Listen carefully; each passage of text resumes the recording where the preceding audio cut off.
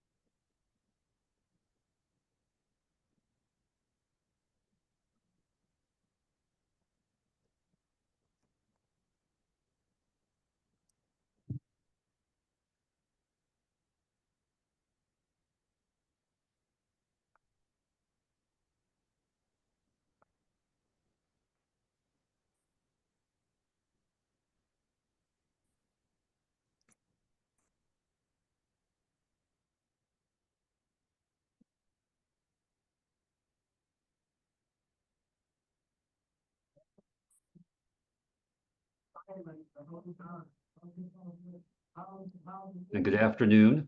My name is Jonathan Weston. I'm the Aging Services Program Specialist with the Administration for Community Living here at the Department of Health and Human Services. I also serve as the lead staffer for the RAISE Council. We are so grateful to have all of you join us today for this joint meeting of the RAISE and SGRG councils. And I'd like to uh, uh, send my welcoming remarks over to Mary Lazare. Administrator Lazare is the Principal Deputy Administrator, serving as the senior official performing the duties of the ACL Administrator, as well as the Assistant Secretary of Aging. Ms. Lazare held the same position in the first Trump administration between 2017 and 2021. Administrator Lazare. Mary, I believe you're on mute. You can unmute for a moment. Thank you very much. I am. There we go. Thank you. Thank you, Jonathan. Thanks for the introduction. Welcome to everyone, those great members of the council, people who are online listening, to other speakers. Thank you very much for participating today. Jonathan, I almost feel like we should have played the Star-Spangled Banner and stood up to begin what I think is about as momentous an occasion or event as the Super Bowl or a regular football game, whatever. You know, this is really important to us. And so I'm thrilled to be able to be here to say hello to everyone, welcome you back. I know we've been waiting for a while for this meeting to happen. We don't call all the shots. Well, when there's a furlough or things of that nature, we sit patiently. Well, maybe I should take out the word patiently, but we sit and wait for the opportunity to bring this back to all of you and for all of you, and certainly for those who receive the benefit of caregivers. So again, thank you for this opportunity to be here. And can I just make this statement to all of you members of this council? You make a difference. You make a huge difference. And we are thrilled to be here listening to your conversation and your recommendations. As you may or may not know, ACL has identified caregiving, caregivers, direct care workers, all of this under the umbrella of caregiving. This is our number one priority. While we have many, many areas of focus and attention that certainly need that attention, caregivers and caregiving needs a super focus and super attention for this reason. 63 million people. You've heard this number many times before. It certainly won't be the end. That number is only going to increase over time. But 63 million people are supporting family members close within that kinship circle, supporting those people so that they can do exactly what the Administration on Community Living is focused on, and that is remaining in the community, being able to remain at home where most people want to be. So thank you for your efforts, because it does make a difference. we use the information from and the impetus behind the Raise Family Caregiving Council and the SGRGs, Grandparents Supporting Grandchildren, to convene an event on November 18th during Caregiver Month.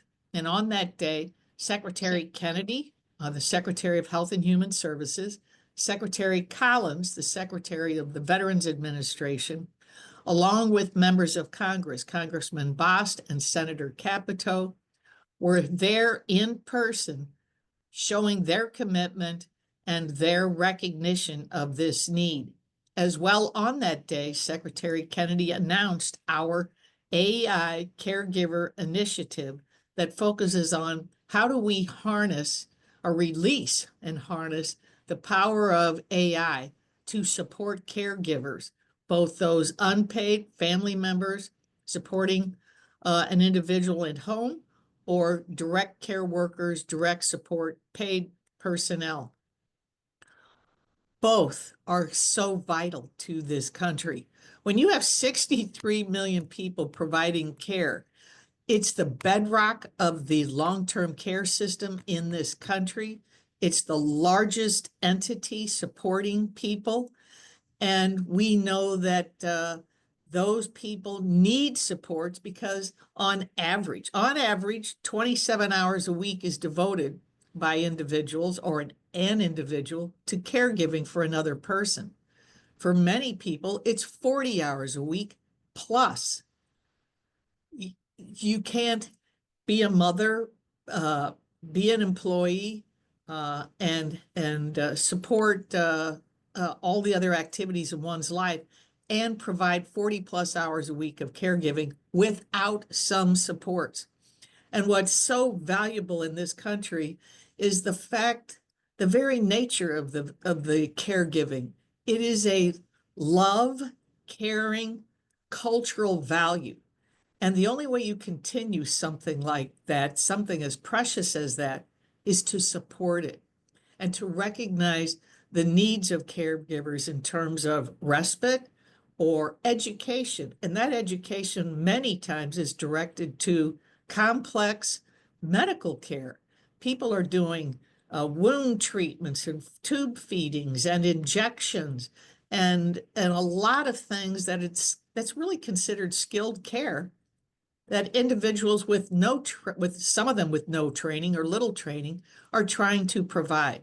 So we know this has to be addressed, and it has been addressed over these past several years. As Jonathan mentioned, I was here from 2017 to 2021 when the first RAISE and SGRG meetings were stood up. And that was very exciting then. And this is super exciting to be back for round 2 for me, to see the progress, the great progress. And thank you to all who have participated in bringing us to this point. We're anxious to hear more about your conversation and your recommendations. So as I say, this is such a significant need. ACL has chosen that as its #1 priority.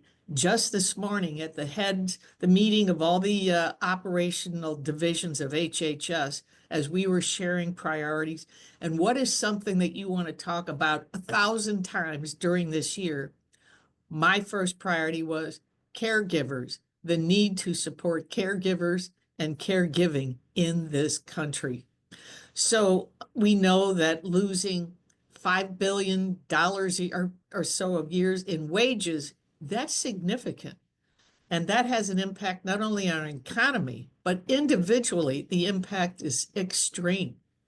And the productivity of over, 23 billion, let's say, in productivity is extremely significant as well. And from direct care workers, they're providing care to, over 5 million people with IDD and physical disabilities. So we know there's this tremendous need. So while we have tremendous progress in states with coalitions working around supporting caregivers in their states and the recognition that it has received from the Hill, this is certainly progress. And the educational resources and toolkits that have come forth as a result of all this focus from many of our stakeholder organizations, and caregivers themselves have formed their own focus and peer support groups to advance their caregiving efforts. But still more is needed for 63 million caregivers. So that's my message 1,000 times over this year. It's how do we support them? And the other thing is not only how do we support them, but how do we market and get out to our caregivers the resources that are available? Because we don't want to hear people say, where do I go? Oh, I didn't know that was something that was available to me. We want people to know readily what resources are available, to readily know where to go, to readily know where to find support, peer support, and respite. All of this is so important, and I'm preaching to the choir. You know this as caregivers, you know this, and you experience it every moment that you are providing that support. And for the direct care workers and the direct support personnel, we know we need over 500,000 of those caregivers now. Agencies that provide home support are already, some are needing to close or refuse. So many people that outreach to them looking for support, they just don't have the personnel. And another population ACL is certainly focused on is people with disabilities across the lifespan, from young children to older adults. People with disabilities often need just some additional support to be able to remain, function, and be employed, working in the community. And we don't have enough of them. And we want to bring focus and attention on that. And some great efforts have already happened as a result of that as well across states. But as I say, our need is growing and increasing. This 63 million number is not static and it's not decreasing. It's only increasing. So it's so important for us to stay focused. Despite the progress, we have to stay focused. I'm trying to say that. Stay focused, stay diligent, and keep that message going 1,000 times a year. We need to support and provide resources to caregivers and let them know how to access them so that it's readily available to them. So I want to thank you again for the opportunity to share a few words with you, to be able to thank you for what you've done thus far with the RAISE Council and SGRG. We appreciate your efforts. We know it's difficult to take time away from caregiving to even attend to this. So this extra effort, we appreciate. We know people are waiting for these resources and waiting for more response. And so whatever ACL can do to support you, we stand ready to do that. I look forward to the conversation today. I will be in and out as time allows, but I'm going to keep this going all day, all afternoon, I should say, so that I can keep up every time I'm sitting here in the office. So again, I want to thank you, and I'm going to turn this over to you, Jonathan, to introduce our next speaker. And again, look forward to learning more today from all of you. Thank you. Administrator Lazare, thank you very much for those comments and for your support in the caregiving arena and your leadership. Ronnie Snyder is president of the John A. Hartford Foundation, which is a private, nonpartisan philanthropy with a mission to improve care for older adults by creating health systems that are age-friendly, supporting family caregivers, and improving serious illness and end-of-life care. With more than a quarter of a century of experience in healthcare philanthropy, Ronnie Snyder has advanced national movements that have reshaped care delivery, strengthened federal and state policy, enhanced medical education, and improved health outcomes and support for millions of older adults and their caregivers. John A. Hartford Foundation is a leader in providing strategic leadership, and caregiving is one of their hallmark priorities. So with that, I'd like to turn it over to the president of John A. Hartford Foundation, Ronnie Snyder. Ronnie, thank you for joining us today. Thanks, Jonathan. It is such a pleasure to be here. It's a great honor to have the opportunity to add my welcome to this joint meeting of the Raise Family Caregiving Advisory Council and the Advisory Council as well to support grandparents who are raising grandchildren. As we meet today, I want to talk about action. You hear Mary talk about action a lot. And Mary, when you referenced wanting caregivers to know where to go, we're singing the same song. We want to think about the ways that we can continue together to move the national strategy forward through alignment, through implementation, through sustained commitment, so that ultimately it's not just a report.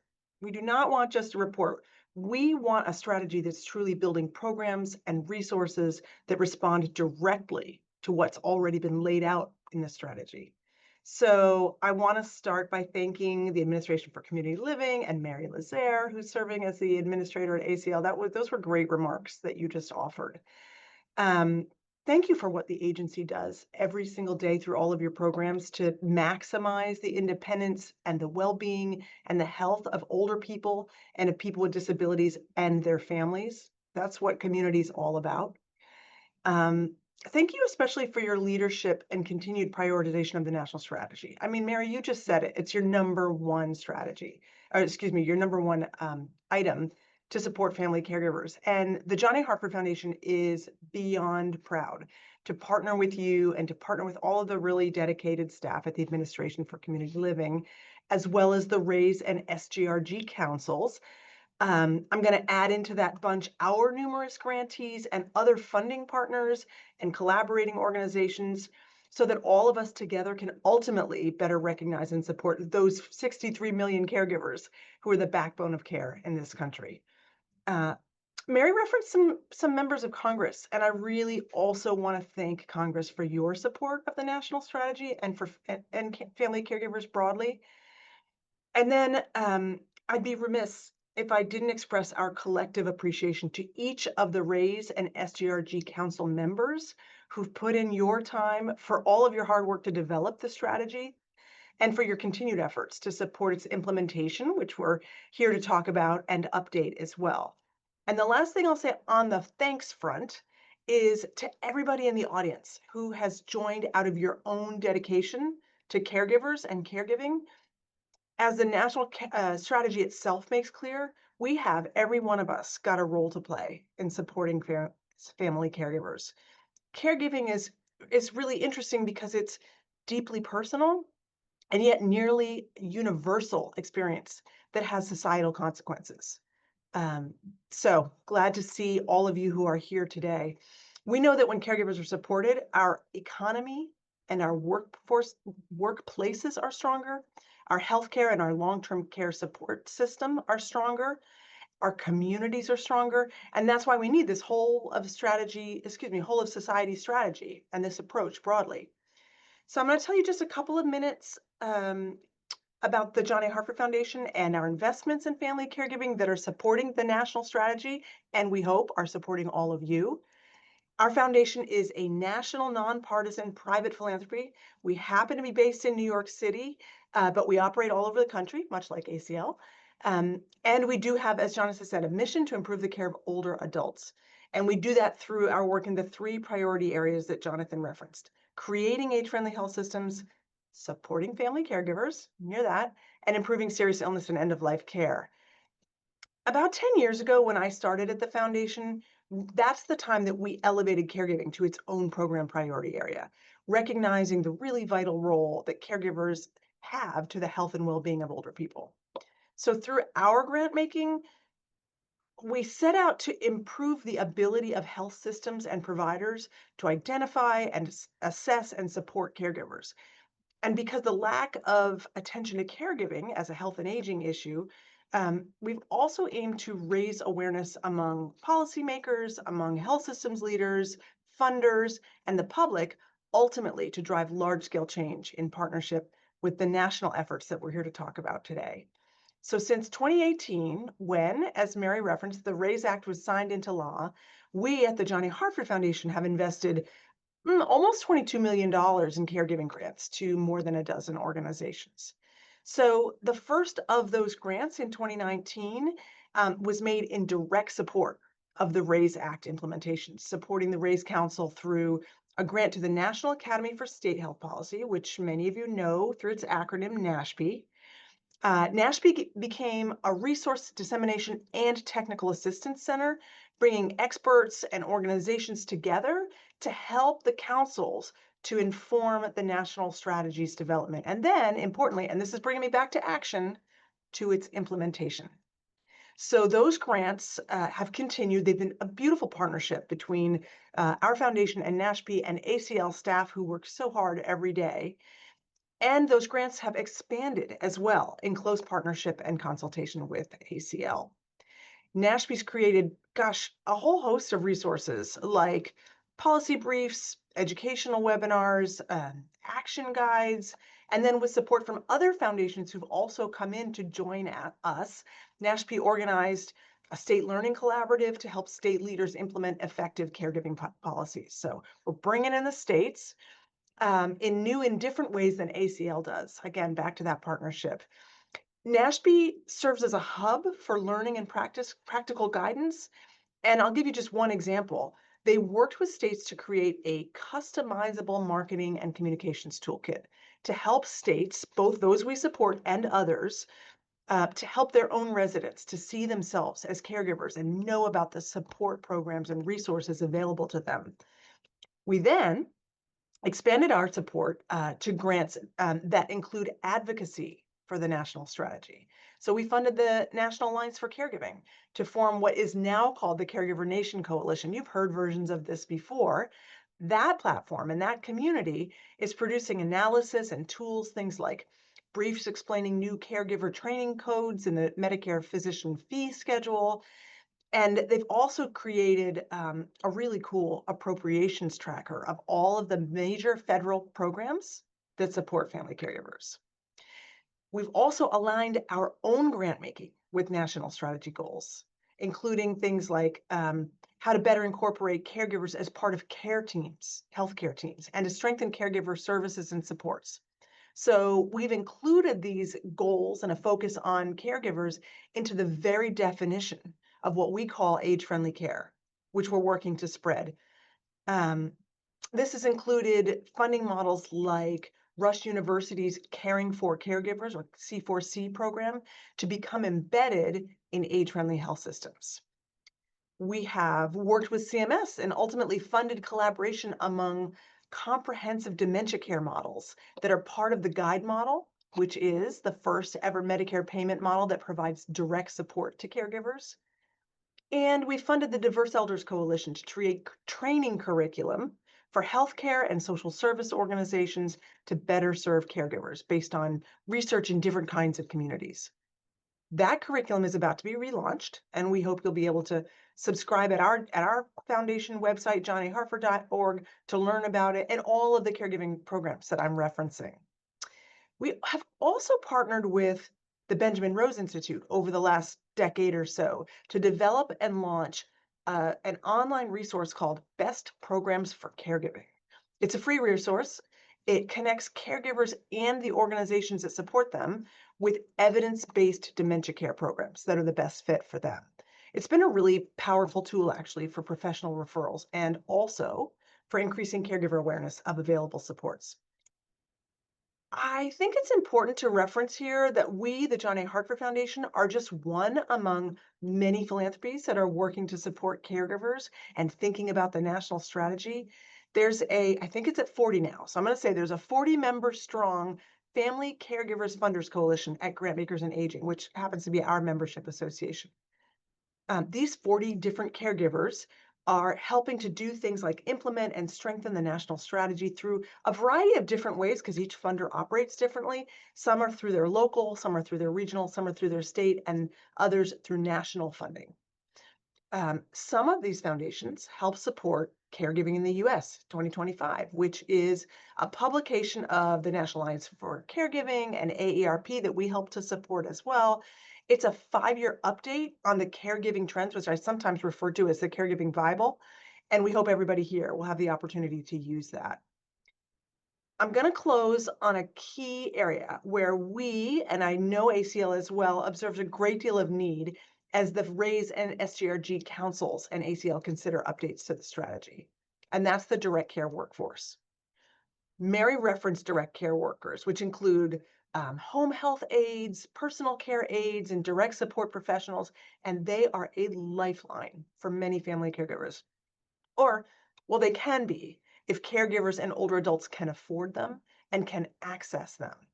They can be when they receive adequate compensation and benefits and training and the kinds of opportunities for professional development and the respect they deserve so that they can continue to perform effectively in the roles that they lead. So as we continue strengthening the national strategy to support family caregivers, we're seeking to create stronger policies and programs to build a more ultimately robust and stable direct care workforce as a complement to family caregivers. These are different sides of the same coin. It's a term I use frequently. And ACL's Direct Care Workforce Strategy Center is a really important part of this work, supporting states and other partners to improve workforce recruitment and retention and training is referenced. So I want to end on action. End on this action. I encourage every one of us to use the national strategy as a guide and continue moving its implementation forward. We're ready to do that with all of you and with our friends at ACL. And I'll turn it back to the agenda. Thank you. Ronnie, thank you very much for your leadership and for your thoughts on this vital topic.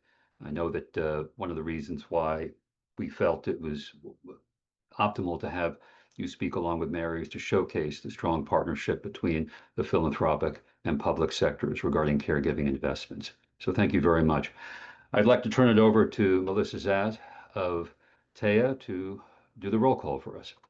Thank you, Jonathan. So yeah, I'll do the roll call for our council members, but starting with our ACL representatives, Mary Lazaire. You can just make yourself present for the official roll call. Present. And then we have Carrie Benson. Present. And moving on to our RAISE non-federal co-chairs, Jonathan Cotter.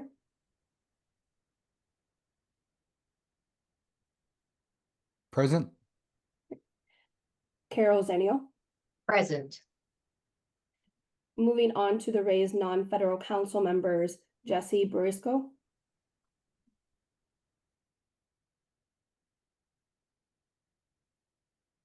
Okay. Lynn Gall. Present. Joseph Henderson. Sharon McDaniel.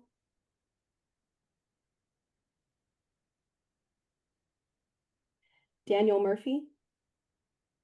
Present. Denise Myler. Present. Nancy Ritchie. Present. Gloria Sanchez. Kezia Scales. Present. Deborah Stonewalls. Present. Felicia Walker Hayes. Present. Jennifer Wolf. Present. Moving on to the RAISE federal council members, Michelle Archuleta. Catherine Capania. Liliana Chagarabidi. Hi, yes, I'm here from ACL, Liliana Trimworthy. And then Robin Corindo. Jolie Crowder. Amelia Caracker. Helen Lamont. Present. Diane Mitchell. Carmen Sanchez. Present. Lisa Schifro. Present. Courtney Simmons. Present. Jody Sumaraki. Present. Laura Taylor. Present. Joanne Wise. Present. Now moving on to the SGRG Council, starting with the non-federal chair, Keith Lowenthorn. Present. For the SGRG non-federal council members, Donna Aguiniga, Present. Anna Beltran, Present. Anastasia Churston,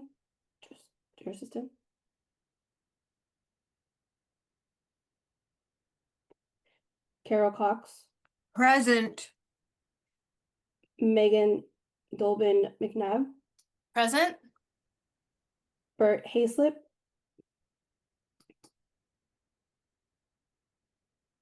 Rainey Usheki, Cheryl Miller, Present. and lastly, for the SGRG federal council members, Akila Ali, Michelle Archuleta, Robin Corndo, Present. Michael Hurden, Present. Valeria Jones, Present. Amelia Caracker, Emma Nye, Tammy Proctor, and lastly, Joanne Wise. Present. Okay, that concludes the roll call. I'll turn it back to Jonathan. Thank you. This Bert Hayslip, I don't know if I think I had my audio off. I'm here. Oh, yes, perfect. Thank you. Melissa, thank you very much. I'd like to move forward, if I may, to a recap of all the efforts that RAISE and SGRG council members put in last year to the 2025 discussion guides. These were the guides, the sort of instruments that were created to facilitate our next update of the national strategy to support family caregivers, which we are working on with the hope of getting out later this year.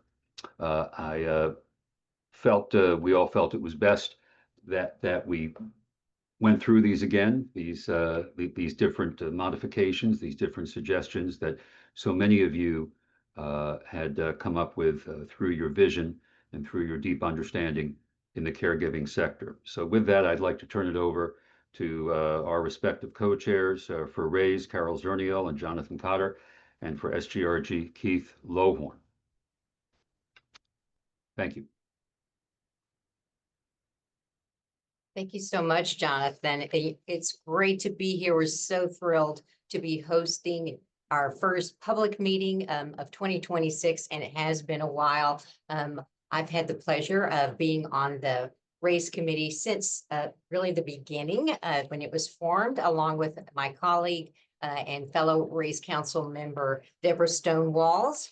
And we are going to go through the national strategy of 2022 and look at the updates. And Jonathan Cotter, thank you so much for being here with me today. It's always great to see you, and Keith Lowhorn, we'll hear from you as well. So let's go ahead and look at where we've been and where we're going. Next slide.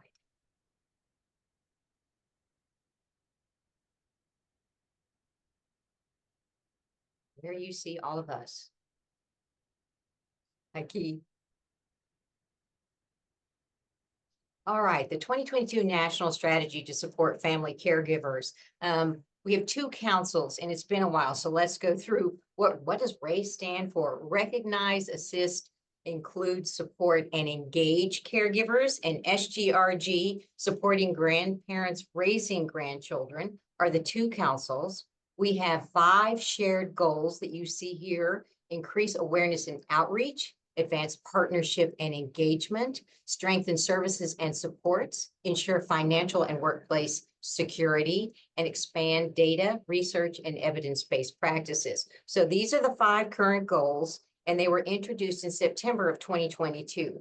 The update to this report is going to see how these goals have evolved since 2022. And the councils are also going to consider a very important potential goal 6, focusing on the shortage of direct care workers in the United States and ways that we can remedy this deficiency. We all know how important the direct care workforce is to these efforts. So we're working on the strategy as two councils in tandem with a commitment to both RAISE and SGRG in this national strategy. So we're all working together on one vision to move forward.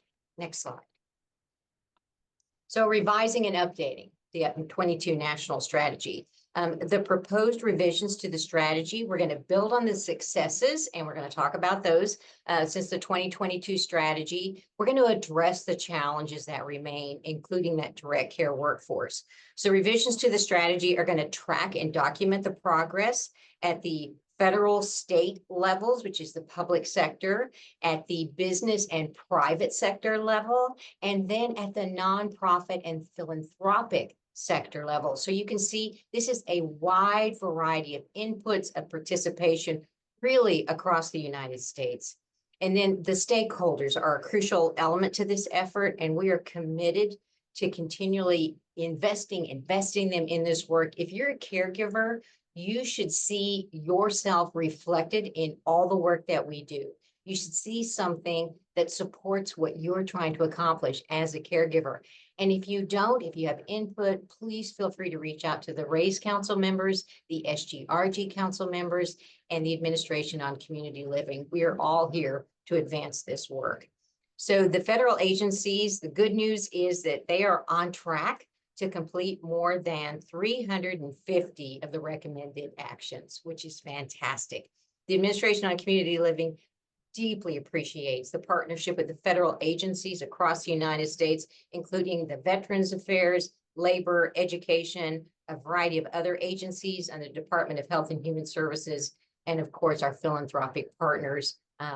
You heard from Ronnie and all the fantastic support that we've received from the John A. Hartford Foundation since we started. Next slide. So who's involved with the national strategy? Well, the RAISE Council, we've got the federal members and the non-federal members who are the council members, the Supporting Grandparents Raising Grandchildren Council, NASHB's RAISE faculty. So again, NASHB is the National Academy for State Health Policy, and the faculty, these are subject matter experts who are assisting the states to implement the national strategy. We have the Administration on Community Living, NASHB, and the John A. Hartford Foundation. All of this is a public-private partnership because none of us can do it alone. And then we have key stakeholders across the aging network that include the state units on aging, the area agencies on aging, the home and community-based services agencies, caregivers, direct care workers, all working together to be involved. Next slide. So the process for updating the national strategy. We anticipate that there will be 3 public meetings of the RAISE and SGRG that are going to be open to the public. And in addition, we'll have a series of executive sessions where we'll discuss the items and the iterations under the strategy and get council input. We'll look at the discussion guides. We'll get other inputs from like the grantee feedbacks, from all of the public, all of you that are out there listening, and from other caregivers who are going to join us across time as we work on this. So we will have public comments and analysis. There will be a 60-day period of review to get those comments, and then there'll be a federal government clearance process. So that's a lot. That takes us through the year. If you want more information or more details, look at the resource guides at supportcaregiving.org with state, local, and private sector examples. And also, when these slides go out, there'll be hot links so you can go straight to them. The 2024 progress report to Congress and the 2024 progress report on state and community actions. Those are all resources for you. And I'm just going to also say, go to the NASHB website if you haven't to look at their caregiving resources. They are robust and they're fabulous. So please take a look at those. Next slide. So the types of meeting, kind of went through this, but RAISE and SGRG, we will have our meetings, the 3 of them that are the live virtual live stream meetings, just like we're in right now. We'll have closed work group meetings. We have a lot of work behind the scenes that goes on. And so we'll have those sessions with the executive sessions. We'll have the RAISE faculty meetings, which are those faculty members meeting with the state leaders. And please note that the discussion guides will be referred to in the work group and the faculty meeting. So all of these discussion guides will help us advance the work, do a little wordsmithing, and move forward. Next slide. All right, so let's walk through the goals. Why do we have them? Why are they important? What are they?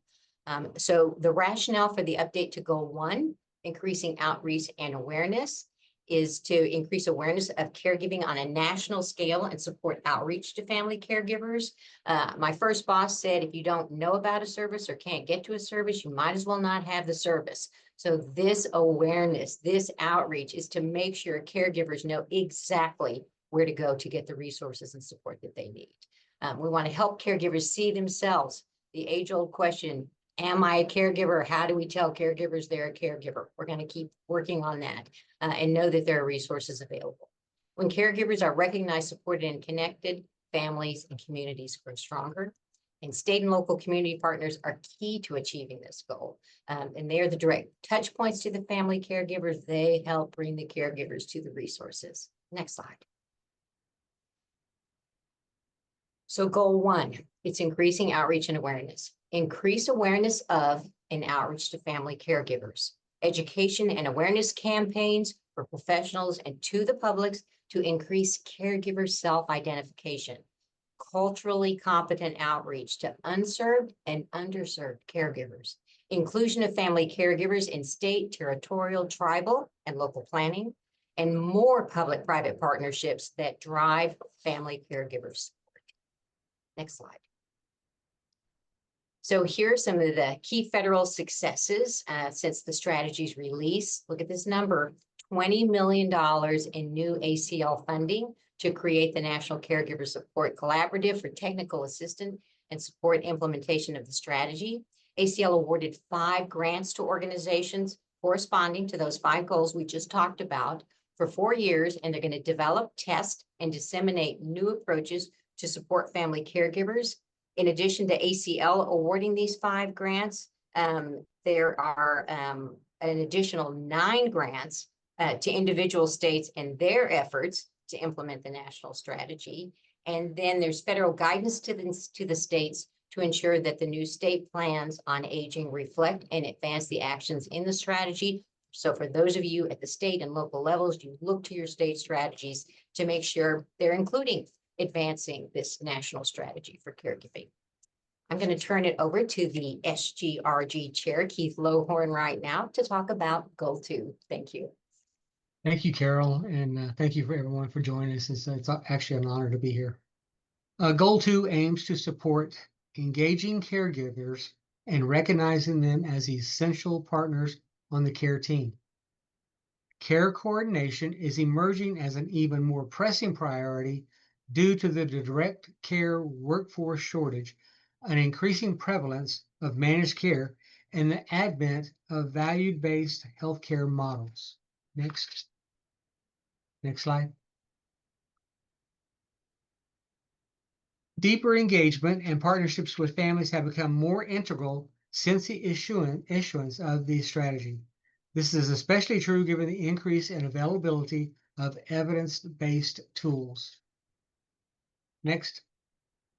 HRSA plans to disseminate family caregiving training through the Health Resources and Services Administration Geriatrics Workforce Enhancement Programs and its 2,700 partnerships with academic, primary care, and community-based organizations. The Administration for Children and Families issued a final report and rule that included equalizing foster care payments for family caregivers, which is so important. Next slide. The National Caregiver Support Collaborative's caregivers as partners in care teams, or CAP-CT, is the lead for goal number 2 and has provided multiple trainings for providers across the nation on identifying, engaging, and supporting caregivers through their program initiatives called Caregivers as Partners in Care Teams. Most of the courses offered are self-paced online courses that are easily accessible given everyone's work schedule. Next slide. Now, here are two examples of caregiving assessment profiles. The National Caregiver Support Collaborative has partnered with the National Association for State Health Policy to produce caregiver assessment profiles from states across the nation who are vested in caregiver initiatives. Next slide. Goal 3 focuses on increasing caregiver services and supports and is truly the core of the national strategy. Core competencies: expanding access to availability of respite care services and providing targeted support for kinship caregivers. Improving quality and supply of direct care workers through certification opportunities. Providing target support for kinship caregivers and a variety of resources in the legal and education areas have been priorities for ACL and agencies across the federal government. Next slide. Here are some of the ways that we have strengthened services and support for family caregivers. Increase person and family-centered, trauma-informed, and cultural competent services. Flexible and accessible respite care. Education, counseling, and peer support.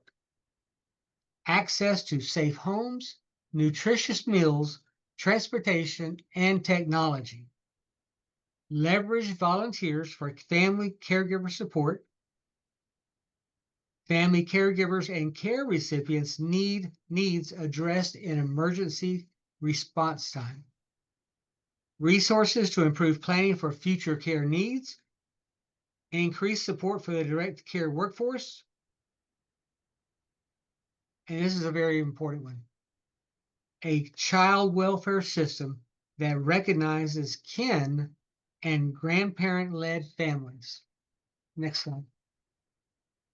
Priorities we are currently considering for Goal 3 revisions include increased access to respite care services, moving the direct care workforce subsection to its own objective and expanding the areas covered within this goal, and ensure that kinship families and grandfamilies are recognized, supported, and valued regardless if the family is utilizing child welfare services or not. Next slide. Here are several successes that we have already achieved from Goal 3. New Medicare billing codes, the introduction of Medicare's guide model, peer support curriculums in SAMHSA and FEMA, VA advancement in clinical resource hubs, and ACL's direct care workforce strategies centers who focus in on technical assistance and training to state systems, providers, and stakeholders that are focused on enhancing recruitment, training, and workforce retention. I'll pass it to my partner, Jonathan, to go next. Thanks. I think there could be one more slide for you, Keith, if you wanted to talk about the Okay. successes. I'm sorry. Excuse me. Goal 3 is the key state respite successes. State lifespan respite care grantees administer the ACL-funded lifespan respite care grant program and support the implementation of respite actions that align with the number of actions in the national strategy. Arkansas's initiative equals distributing quarterly $300 caregiver respite vouchers to caregivers for up to $1,200 a year.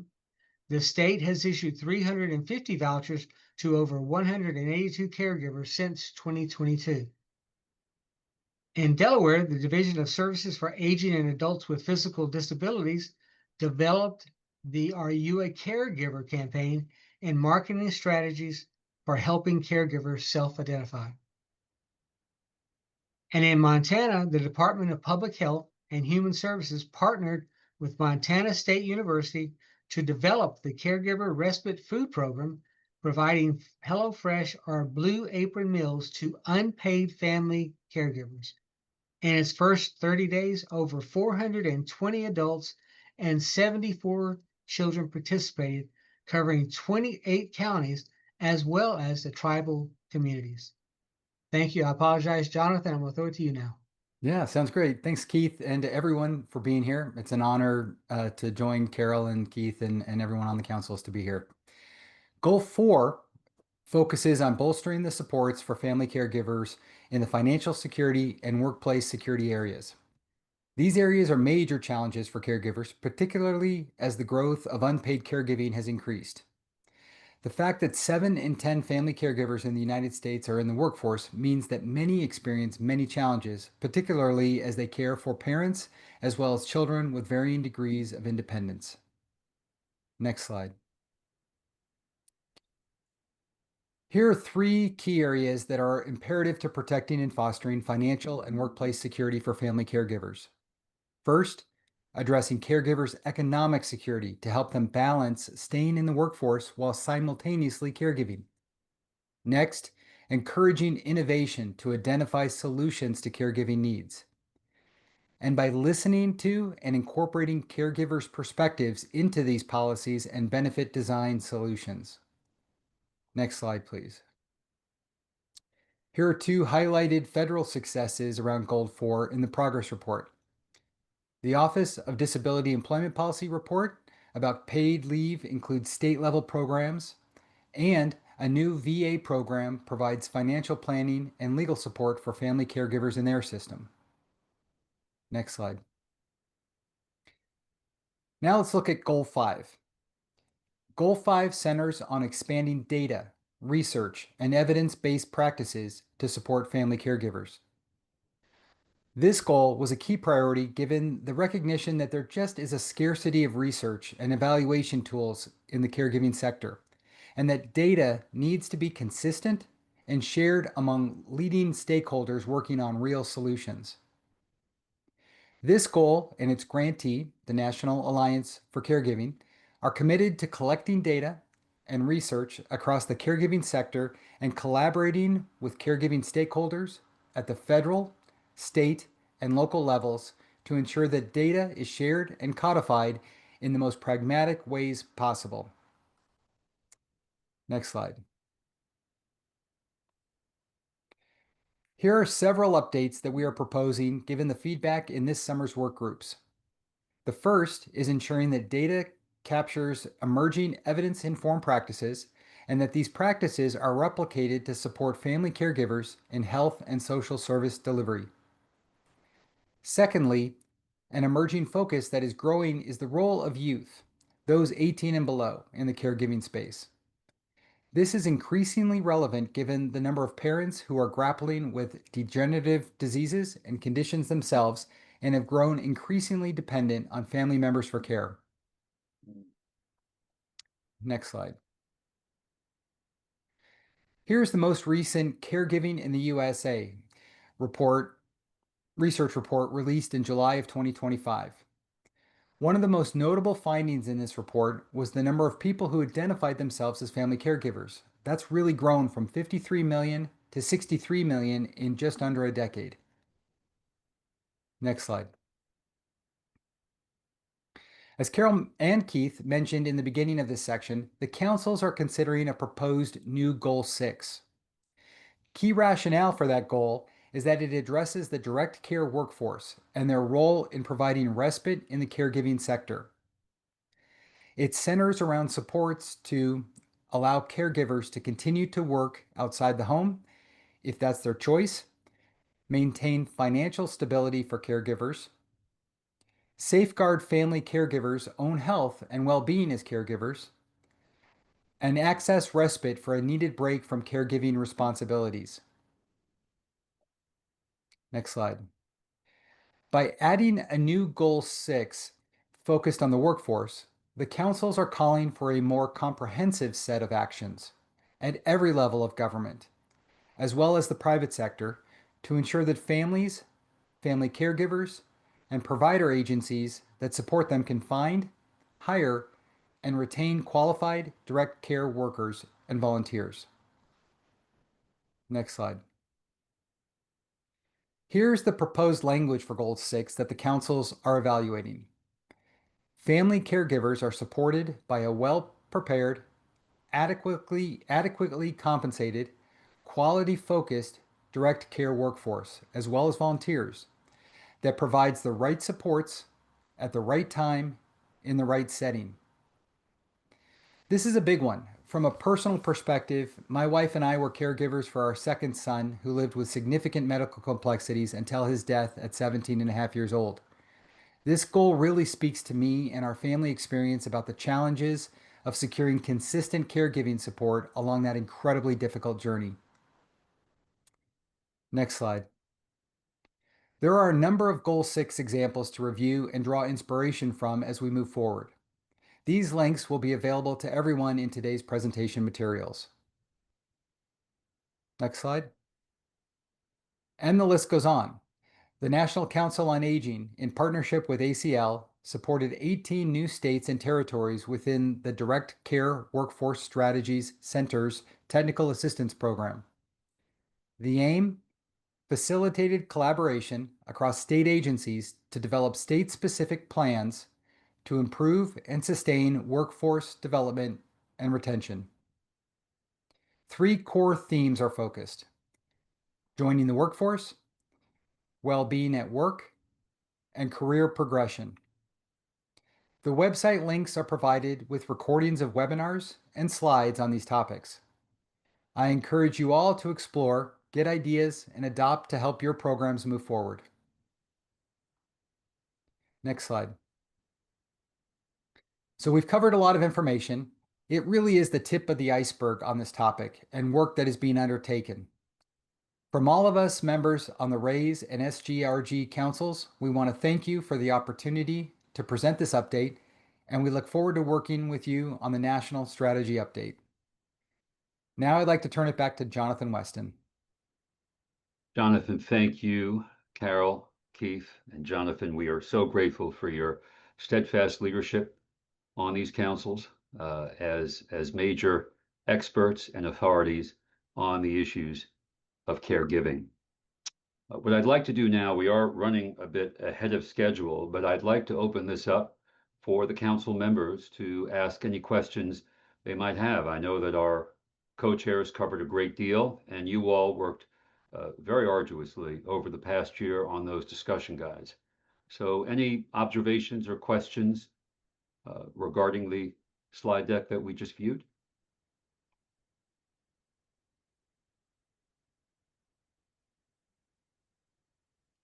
And I'll pause for a moment, see if we have any hands going up.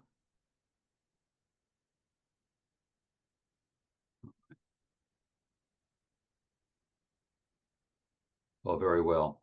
I see we have Anna Beltran. Thanks, Jonathan. Just a clarity question, which I know the answer to, but if someone could speak to the definition of family caregiver, because I don't think I saw a slide to that. Sure. Well, we are, the definition is not changing. So we are keeping the RAISE caregiver definition in its entirety moving forward. And we're going to hopefully be maintaining that throughout this update. So it's unchanged. I could try and bring it up on the screen, but it's well publicized, as you know, on the ACL site and in accompanying criteria.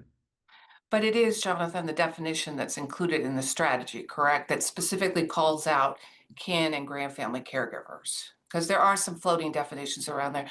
And because we were talking so much about family caregivers, I just want to make it clear to our audience that that includes kin and grandfamily caregivers. It does, and kinship is in there, and that is also the definition. Not just, it's the overall overriding caregiving definition. It applies to both the work of SGRG and the work of RAISE. But it is uniform, and we are maintaining that definition, not narrowing it in the slightest, particularly given the growth that we have seen in kinship caregiving and what that means across the family caregiving spectrum. So thank you, Anna, for bringing that up. Very grateful to you. Thank you. Any other questions? All right.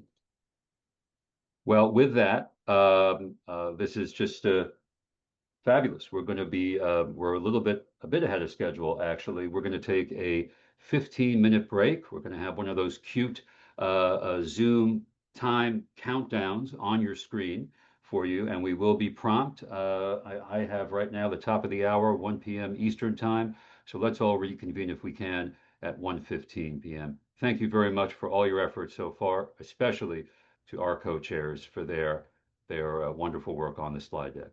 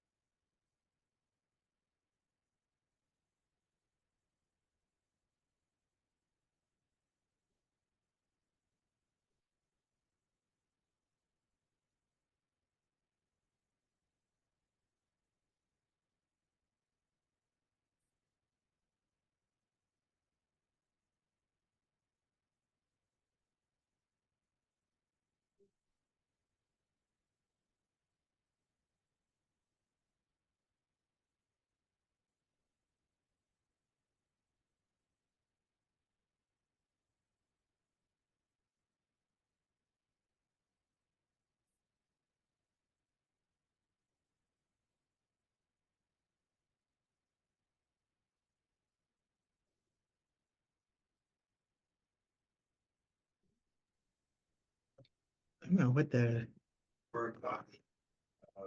These are so the things that really affect people are a little different in the different conditions, but they all. This bradykinesia,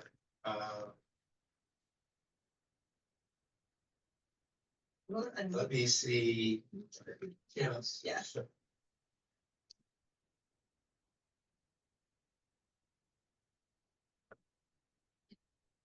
Okay, Amber, how is this? Does this sound better? Much better. Okay, we turned off the room computer and now we're working off my computer. Um, okay, so just to know that the Lord will not provide funds for this effort, although the bill that's in front of the House and the Senate for NIH appropriation does have some funds for the work of this council, so that would be good. That would allow us, so we get those funds to do what we'd like to do, which is to really do outreach and workshops and put together a really good product at the end of our landscape analysis and the development of the plan in Parkinson's.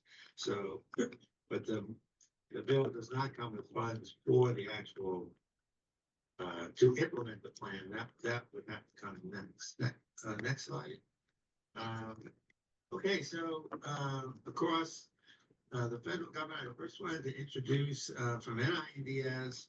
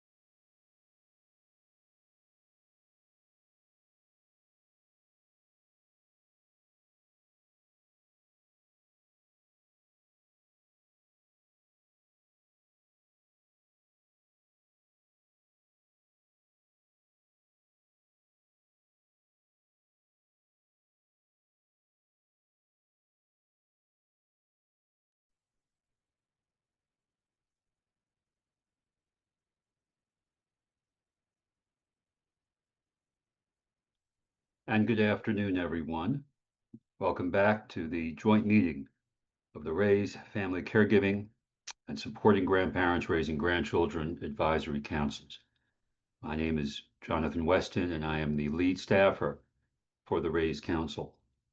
I'd like to introduce my colleague, Nikayla Frederick, who is an Aging Services Program Specialist with the Administration for Community Living and the newly named lead staffer for the SGRG Council. Nikayla, welcome. If you could share a few words, we'd be grateful to you. Thank you. Thank you, Jonathan, for the introduction. Good afternoon, everyone.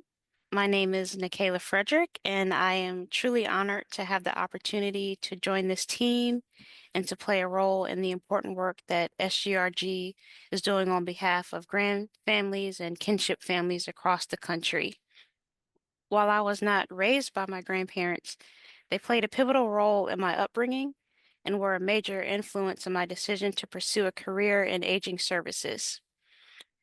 Up until this point, I've participated in this work as a co-program officer with my colleague Bernice Hutchinson for state implementation of the National Strategy to Support Family Caregivers, a demonstration grant in which state units on aging develop, test, and scale models that implement commitments and recommended actions of the strategy. I'm grateful for the opportunity and privilege to now join in the efforts of the impressive group of dedicated subject matter experts in SGRG and RAISE to update the strategy and to ultimately contribute to a future in which family caregivers are better supported, valued, and empowered. Thank you. Turning it back over to you, Jonathan. Nikayla, thank you very much, and welcome to the Raise SGRG team. I know that given your professional background, I've already learned a great deal from you, and I'm very confident that the rest of the council members and the general public will as well. Thank you very much. With that, what I'd like to do is transition to our next session, which is happens to do with the National Caregiver Strategy and the progress that we have made since 2022 in the introduction, particularly showcasing a key investment that the Administration for Community Living has made, and that is through the National Caregiver Support Collaborative. So with that, if I can ask all of the National Caregiver Support Collaborative grantees to turn on their video cameras. That would be wonderful. These are all of the grant leads that we are seeing for each of the 6 grants that we have as a part of the National Caregiver Support Collaborative. There is also another very dynamic group that I hope we'll hear from in a future joint session, and that is a group of state implementation grantees. In fact, Nikayla, she mentioned, and her colleague Bernice Hutchinson are the co-leads of that state implementation grant collaborative that we have. But for today, what we're going to do is we're going to be focusing on this collaborative, the Caregiver Support Collaborative. The big difference between the two groups is that the state group, if you will, and there are currently 9 active grants, 5 are brand new, and there are 4 that have been going now for the better part of a year. Actually, I believe about 15 months or so at this juncture. Those state grantees are responsible for putting the strategy in place holistically. All of the 5 core goals of the strategy. This group is a bit different. What we've done with this group, these are all national leaders in the caregiving and aging services arena. They represent different backgrounds, as you're going to see, but they're tasked with implementing, to the greatest extent that they can, the work of each of the respective goals. Now, you might be suspecting that my numbers are a bit off here, because you'll see 6 faces in front of you, yet we know that we have 5 goals. There is a 6th grantee, and that is a grantee that is focused exclusively on caregiver navigation and the importance of navigation throughout each of the 5 goals of the national strategy. So with that, what I'd like to do is introduce each of the grant leads that we have here. On goal 1, which is amplifying caregiving voices, we're joined by Cherie Keat of Community Catalyst. On goal 2, which is caregivers as partners and care teams, that's our goal about care coordination. We're joined by Anna Chodos of the University of California, San Francisco. On goal 3, which is bolstering caregiver resources, Meredith Hanley of US Aging. Goal 4, which is caregiver financing and workplace security, Professor Donna Benton of the University of Southern California, Leonard Davis School of Gerontology. On goal 5, which is increasing caregiving research and evaluation efforts and initiatives, Dr. George Kippers of the National Alliance for Caregiving. And our 6th grantee, not our 6th goal, of course, that will be up to the council's deliberation on direct care workforce. We have as our 6th grantee caregiver navigation, and that is Sarah Maloney of US Aging. It is a real honor for me personally and professionally to be the grant project officer for each of these respective grantees. And what we wanted to do today is to showcase not only their individual efforts on each of the respective goals, but really also introduce for you all on the councils and for the general public how they are all working together in tandem to make the national strategy the strong success we know that it can be in realizing its potential. So with that, what I'd like to do is, instead of having these different grantees present to us all, I wanted to see if we can engage them in a series of different questions. And this content is content that I've also asked for to hopefully implement or input into our national strategy. So each of them are preparing and have already prepared actually different executive summaries for ACL's review. But for the purposes of this meeting and this council, we wanted to dig deep with each of them to better understand what's going on in their respective goal area, and again, see how they are working together in collaboration with one another. So what I'm going to do here is I'm just going to ask my grantee leads if they can to sort of tag team on responses and just raise your virtual hand to the extent that you can. And we'll just take it from there. So since the initial strategy was released back in 2022, I'm just curious what key changes or trends in caregiving or caregiver needs, or even the broader long-term care system as you perceive it, has shaped your thinking about what effective caregiver support looks like today and its potential. So, an example could be shifts in care settings, such as closures of skilled nursing facilities or post-COVID trends, certainly anything to do with workforce dynamics. Are there certain trends that you all have seized upon that you believe the councils should know as it deliberates a national strategy update? Anyone want to tackle that? Very, very good. I see a few of you. Okay, let's begin with Professor Benton of USC. Donna, Hi, what are your and thoughts? first of all, thank you so much for involving us in this really, I think, critical discussion today. One of the things, from looking at, I'm with Goal 4. So that's the workplace and financial security for family caregivers.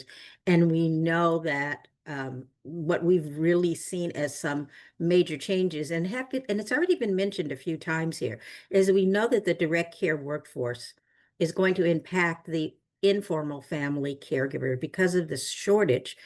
Family caregivers, may not have the availability for respite. As we're trying to build up respite, we're going to need people who are those respite workers. So that would leave more out-of-pocket expenses for family caregivers. The other thing that we've also been seeing is that we've found that many women during the pandemic, left the workforce to become the primary caregiver, both for children, but also for older adults. And that hasn't, that we have to see if that's going to continue to be the norm and the pattern, because again, this impacts the financial security of not only the person who leaves the workforce, but also the entire family in the long run. And I think, we've discussed the changes in healthcare settings. And then I think what's really interesting is like what's going to happen in technology and data, that we're going to, if we have more programs that help with understanding how to plan for financial, but also how can we support caregivers who want to either stay in the workplace or businesses that want to help stabilize finances for caregivers. So I'll leave it because I know other people want to speak to this. Thank you, Donna. We might be getting back to you on this, but really appreciate your perspective. Meredith from US Aging and the Bolstering Caregiving Resources, which is Goal 3. Yes. Hi, everybody. And Jonathan, thanks for having us here today. It's a pleasure to see everybody. And I am with US Aging, a national nonprofit association. We represent the area agencies on aging, as well as do advocacy on behalf of the Title VI Native American aging programs. And I do represent Project 3, Goal 3. I think one of the things we've been honing in on is just there's a lot of great information coming out. I'll try not to steal at least National Alliance for Caregiving's thunder, but there's great reports coming out. Caregiving in America 2025, Administrator Lazar was highlighting the numbers, 63 million caregivers across the US. It's like 1 in 4 adults. I mean, these numbers are growing. The oldest baby boomers are approaching 80. So just kind of as we look at sheer numbers here, I think that's why we're seeing an increased number of caregivers, is because there's just the growth in the aging population overall. And there's a lot more kind of responsibility placed on the family caregiver shoulders. Some folks are experiencing really complex caregiving roles, especially as we look at the support for people living with dementia. The numbers of people living with dementia are also increasing. If you look at reports from, say, the Alzheimer's Association facts and figures, I think the latest number is around 7 million people are living with Alzheimer's disease and related dementia. So that's some of the most complex caregiving. I also wanted to mention 2 other things that we've kind of trends we've been looking at in the past couple of years. And I know the SGRG advisory council is represented here, but I wanted to give a shout out to kinship families. US Aging is a partner also on Generations United led Grand Families and Kinship Support Network. And there are millions, I think it's about 2.5 million children being raised by grandparents or other kind of close family, friends, and loved ones. And I think that's a population that deserves some special emphasis, and it is receiving that special emphasis, and that needs to continue to be the case. And one last point is just social isolation. I mean, we've kind of come out of pandemic era, but interestingly, caregivers' experience of loneliness really hasn't returned to pre-pandemic levels. And I think the caregiving experience can be, as he said, very complex. It can be very isolating. It can contribute to feelings of loneliness. And we already know that the caregivers can have their physical and mental health impacted by this role. And I think social isolation and loneliness are just important factors to contribute attention to as well. Excellent, Meredith. Thank you very much. George, who is with Goal 5, and that's Bolstering Research and Evaluation, National Alliance of Caregiving. Thank you for joining us. Yeah, thank you, Jonathan. Hi, everyone. Like Jonathan said, my name is George Kippers. I'm a Senior Research Manager at the National Alliance for Caregiving, which is a national nonprofit organization which focuses on research, policy analysis, policy advocacy, and programming to improve lives and outcomes for family caregivers. Just wanted to comment on this question, a great question, obviously, and as others have mentioned, and we talked a little bit about today, Our organization this past year released the Caregiving in the U.S. 2025 study, and found a number of things that have been changing since the last time that we conducted this research, which was in 2020. Obviously, as was mentioned before, we found that there are 63 million American adults who serve as family caregivers. This is actually a 45% increase since 2015. So this growth spans all demographic groups, and then it reflects population aging, as well as limited access to affordable long-term services and supports. I thank you for throwing up that slide there. This is a table from the Caregiving in the U.S. study that shows the increase in prevalence from 2015 to 2020 and into 2025. If you go to the next slide as well. And this is actually one of the most substantial changes that we saw in some of the things that we measure in the study, which is the caregiver use of technology. So you can see here very significant increases from 2020 to 2025 in the use of technology, including remote monitoring technologies, which has nearly doubled since 2020, rising from 13% to 25%. It also includes health tracking software and assistive devices, which are increasingly common, particularly among younger and female caregivers, which our study found. And this suggests that technology will continue to reshape caregiving practices. An additional finding that I wanted to shed light on too, in terms of things that have been changing, we noticed that for the first time in 2025, our research includes family caregivers receiving some sort of payment through Medicaid and HCBS self-direction waivers, Veterans Affairs, and as well as state programs. And so we found that there are an estimated 11.2 million family caregivers who now receive some payment for care. And this reflects policy shifts that accelerated during the COVID-19 pandemic. And lastly, I just wanted to comment on disparities across populations.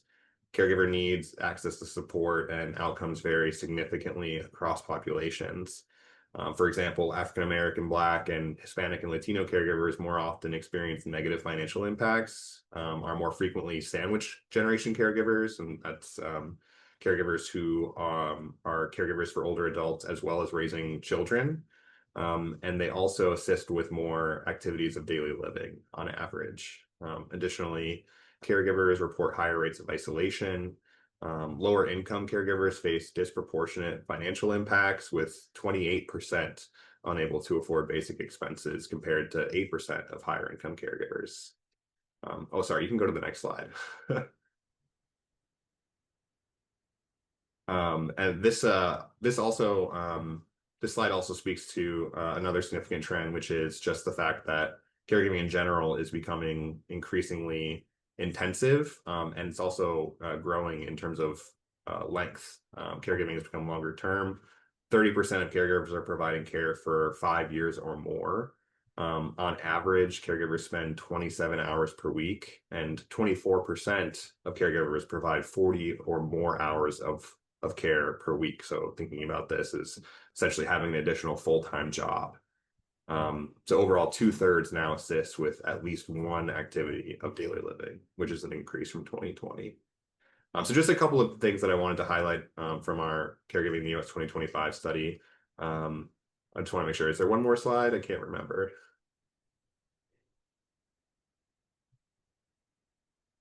I think it was 3 overall that we did, but I did want to just highlight if there are 11.2 million caregivers that are paid. There is what now, over 50 million that are not. And perhaps one of the stunning facts that we are seeing since the last Caregiving in the U.S. Report was done 5 years ago is a stunning increase in people who identify as caregivers. And that was something that the administrator mentioned at the top of this council meeting, correct? That we've seen about a 10 million person uptick in that over time. Very good. That's correct. Thank you. So let's go from research and evaluation to care coordination. And Dr. Anna Chodos, who is with the University of California, San Francisco, and is focused intently on Goal 2.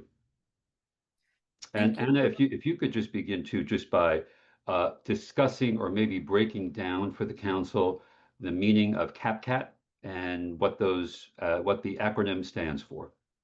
Yeah, so I really appreciate the word, and we always think about that care coordination in the work that we do. So how is healthcare engaging caregivers in the care coordination work? That really, so much of that is actually happening in the community and connecting to the AAAs and other resources in the community. So we have this really small but hopefully growing, and that was really what I wanted to contribute to this part of the conversation, growing role in engaging the healthcare side of things and doing a better job of engaging caregivers. And throughout, I've heard mention of and seen some reference to things like, mental health needs of caregivers, social isolation needs, skill development needs. And what caregivers as partners in care teams does to further care coordination is work on the healthcare side of things to get them to have the skills.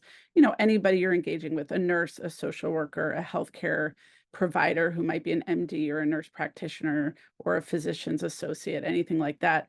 We're working with all those folks to get the skills around identifying who caregivers are, engaging them around the skills and the emotional support or mental health support that they need, and then finally doing the actual support work of connecting to the community resources, which is the rich network that we have elsewhere in this collaborative and throughout the strategy. The thing I really wanted to contribute about trends, and I really appreciate the slide, we really try to keep it a simple framework so that people know what we do, which is education and skill building around identifying, engaging, and supporting caregivers. And you can find all of our work through the ACL microsite and of our QR code here. But the thing I want to contribute to, everything I would agree with, incredibly enthusiastically that we see affecting the healthcare environment as well, which is the growing numbers of caregivers that healthcare teams are seeing supporting their patients, and the growing strain and intensity of caregiving that we're seeing. And it really makes it sort of a care coordination and a care plan issue for when you're trying to support your patient. The thing I would say that I hope we incorporate into the future of this work and in future strategy development is how we incentivize healthcare to make this a core activity and a core competency. So we certainly have in different places and different healthcare settings, like inpatient versus clinic or outpatient, we will see different incentives being laid down to really, like, some additional coding opportunities to get reimbursed for the time you spend training a caregiver. These things definitely help, and that is the trend that we're seeing, and just want to encourage that when we think about policy, when we think about how to connect everyone in this work, how do we incentivize healthcare to want to do the reaching out and do the connection and the meaningful care coordination by incentivizing or frankly disincentivizing not doing it. So the big trend we've seen in the last year is the rollout of something called age-friendly health systems quality metrics that came through Medicare. So on the inpatient side in the hospitals, now they will have to have a plan for engaging caregivers, assessing caregivers, and making a plan if they detect high burden. And this, again, I just want to be clear, a hospital setting, so not across all of healthcare, but that can potentially really get the ball rolling on meaningful change. When you, if you're a caregiver out there listening, are with someone you care for and they need hospital level care, you should hopefully feel the difference, see the difference in the assessment that you get, the connection to resources. Like, there's a plan for you as a caregiver. And I think that will incentivize a lot of more robust work on identifying what those care plans are going to be, and also more systematized or standardized assessments of caregivers across healthcare. So we're there to really support that work and be part of that. But I've seen those types of incentives really have a bigger effect on incentivizing change than other policy changes that we've seen. So wanted to put a plug in for that. Thank you. Absolutely. And Sarah, before I turn it over to you, just one housekeeping note and then one plug, if I can, for ACL. The first is that within 2 weeks or so, we will be able to distribute or have a link prepared for our recording of this council meeting, and we certainly will have links to any of the slides at that juncture that we can pass along. The plug I wanted to make is something that was said prior, and that was the ACL microsite that we have on the National Caregiver Support Collaborative. So that's something that's very easy for anyone interested to see. It's acl.gov/NCSC, and that's a way that you could see a showcase of all of our grantees' work that we'll be discussing this afternoon. Sarah, you've been very, very patient, and I do want to get to you on caregiver navigation and technology. Thank you so much, Jonathan, and thank you to the councils for having us here today. Yes, so my team has been working on the caregiver navigation piece, and it has been very exciting work. A lot of the first year of what we've been looking at is answering the question, what is caregiver navigation? And it seems to be something that home and community-based services and professionals are doing in their everyday work, but aren't recognizing that it's something they do. So caregiver navigation, it's an individualized comprehensive assistance to support and guide family and informal caregivers to resources and services. And these roles are professional roles with expertise in caregiving, aging, and local resources. We have spoke to caregivers and organizations across the aging network. And caregivers really get that information from trusted sources, which include those area agencies on aging, their providers, and also support groups. And all of these organizations create like a network of navigation that we are getting a better understanding of. And it's been really also great working with the other goals to see how we weave ourselves into the work that they're producing as well. Caregiver navigation does seem to be a term that caregivers are embracing and understanding. It's just not a term that has been used in the aging network up until this point. So it's good to have a brand, we're finding, and also a lot of agencies don't recognize this as a service. And I think it's very important that we recognize getting caregivers to the services they need when they need them in the right way is a service and very important. And that includes getting them to all of the different goals with the national strategy.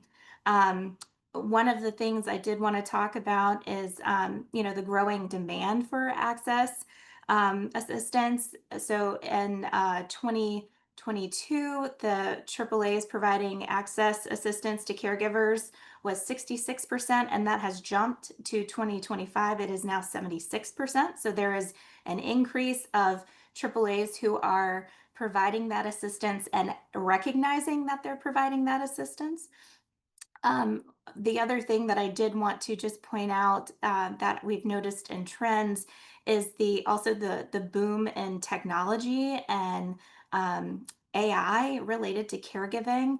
And so we've been doing a lot of data collection and understanding of how technology is used with caregiver navigation. A lot of very interesting things. We are running some program sites to understand the best practices and look at some of those technologies and have better data to understand what works and what might have some room for improvement. But what we have learned is that caregivers deeply value the hands-on support, that the connections with the professionals, the caregiver navigators, that it helps them feel less isolated, more confident in their caregiving roles. The technology does allow for a level of anonymity. We have a lot of support groups and things like that that are being provided on technology platforms and different ways for caregivers to access services that they couldn't access previously. And I think the pandemic really kind of pushed those forward. So there's a lot of really great resources out there that we've just got to help caregivers find the resource that's right for them when they need it. And I think that's the piece that can be overwhelming with technology and AI. If they think that they're talking to a person and it's an AI bot, we got some work to do, but there's a lot of promising things with technology as well. So I think those are some of my key takeaways from this year's work. Sarah, thank you very much. It reminds me of what Carol Zernial said, our RAISE co-chair at the beginning of her remarks regarding services. And if people don't know that the services exist, the services is simply irrelevant. So I think that that's key, that we need to do a great deal of work on making the caregiving process less overwhelming and making sure that we're navigating and publicizing services that are being offered at all levels, public and private sector. I'd like to actually seize, if I can, on one of the trends that really has made itself very apparent to all of us over the past several years, and that is the direct care workforce shortage. And I'm wondering how you all perceive the changes in the paid direct care workforce shortage affecting family caregivers, their roles, their stress levels, even their decision making. And what does this suggest to you about efforts to align the needs of caregivers and the workforce? Any thoughts on that? Oh, sorry. Very good. I see we've got George first, followed by Donna. Dr. Kippers, go ahead. Yeah, thanks, Jonathan. Thanks again. And I appreciate the opportunity to clarify too for our Goal 5 project. We created what we're calling the Care Network. That stands for Creating and Advancing Research and Evidence in Caregiving. So our project has 4 objectives, but I'll speak more directly to Jonathan's question regarding the direct care workforce. Again, drawing on some analysis of the Caregiving in the U.S. 2025 data. We found that there is limited access to paid help. For example, only 32% of family caregivers have paid help, and access to that paid help varies significantly. Caregivers living with care recipients use paid help less often. Lower income caregivers and caregivers have particularly limited access based on our findings. Additionally, there's growing difficulty finding affordable services. Over a quarter of caregivers report difficulty finding affordable services like home health aides, transportation, meal delivery, and this continues an upward trend from previous years that we've analyzed this data. Additionally, geographic differences are apparent. Rural caregivers face greater challenges.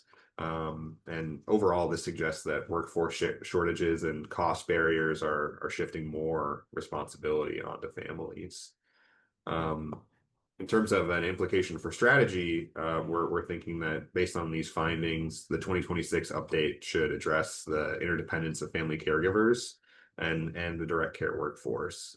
So some of the strategies that we have been identifying might include expanding self-direction programs, addressing affordability barriers, and ensuring policies support both groups simultaneously rather than treating them as separate populations. George, thank you for that. Donna Benton, I know that you are approaching this from a different perspective, and that is the concerns that USC is tasked with regarding the financial and workplace security. Yeah. So your thoughts on that and how the direct care worker shortage plays a role in that goal? Yeah, I mean, in looking at this kind of shortage, and I think people have, articulated this really well.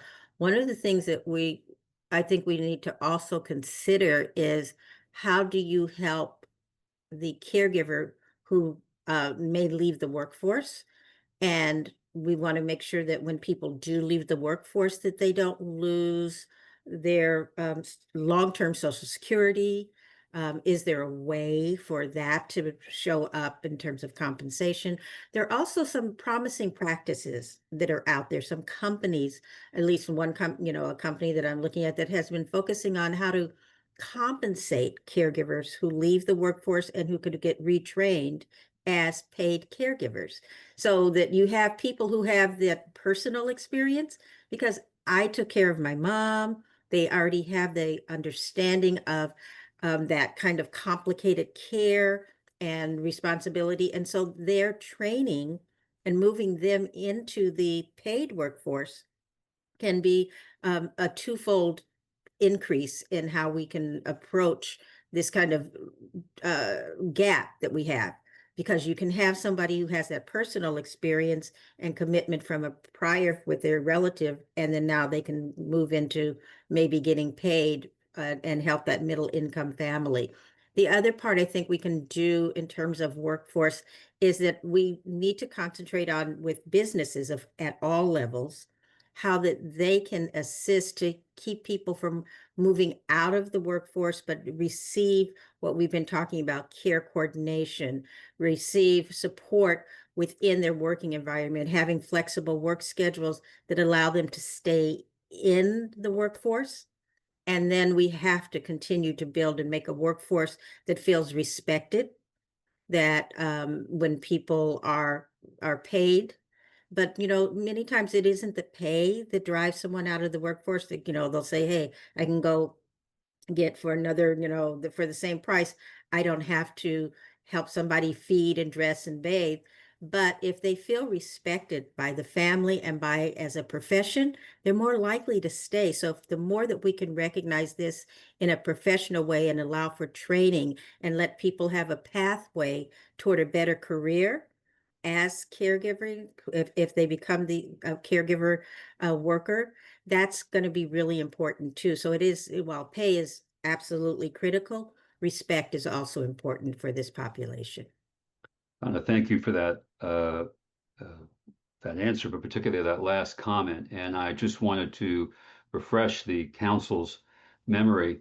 We had in our last meeting together, our last public meeting back in November of 2024, we heard from Kevin Coughlin about the efforts in Wisconsin regarding the direct care workforce. And Kevin had said several times in his presentation, you may recall, that we need to stop thinking about these as jobs and start thinking of them more as careers that would offer a career ladder to folks that are eager to get into the direct care workforce. Donna, if I could just bring you back for a moment. I know there's a lot of talk about AI. If we could just put that aside just for a moment and talk about communication, because I know that particularly to enhance workplace security, you certainly are in the know about, let's say, apps that are on a paid caregiver's phone with, let's say, in this context, a client, a loved one who is concerned about their parent or their child, what have you.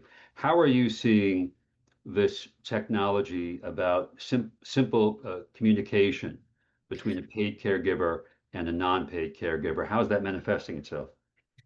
You're seeing programs that are allowing so that a family member can feel secure that when they give a plan of the day, that they're able to communicate back and forth with the caregiver. And there are a couple of really good programs that are out there that allow for that easy communication of, were you able to, let me know if the medications went through? How much time did you spend with doing entertainment with my mom? Not just the practical stuff, but what did you do to help her well-being for mom or for dad or a sibling? So we want to work on their well-being. And these programs that are being put forward, like by companies like Wealthy or Ruby Well, they really help with that sense of if I'm not there, I can check in on things. And of course, people are looking at monitoring programs, so there's a whole privacy issue around that.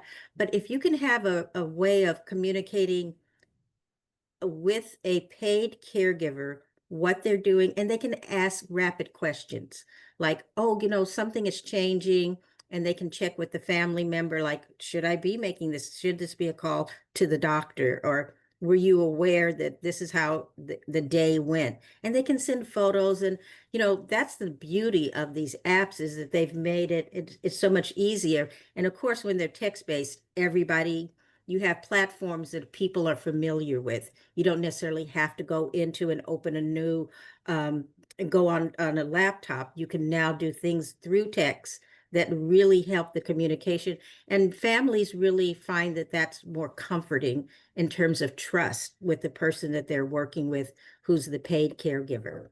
And the paid caregiver is very clear on what they are doing during the day. Excellent. Thank you very much, Donna. Meredith Hanley, who's tasked with Goal 3, bolstering family caregiver resources. Hi. Yeah, no, I was really interested by what Dr. Benton was just saying now. I think like the idea of using tech as a communication tool, especially between family caregivers and direct care workers makes a lot of natural sense. Because sometimes when you think about tech, it's more of kind of, I don't know, a replacement or something versus a supplement. And I think so much of caregiving is really like a kind of a hands-on role.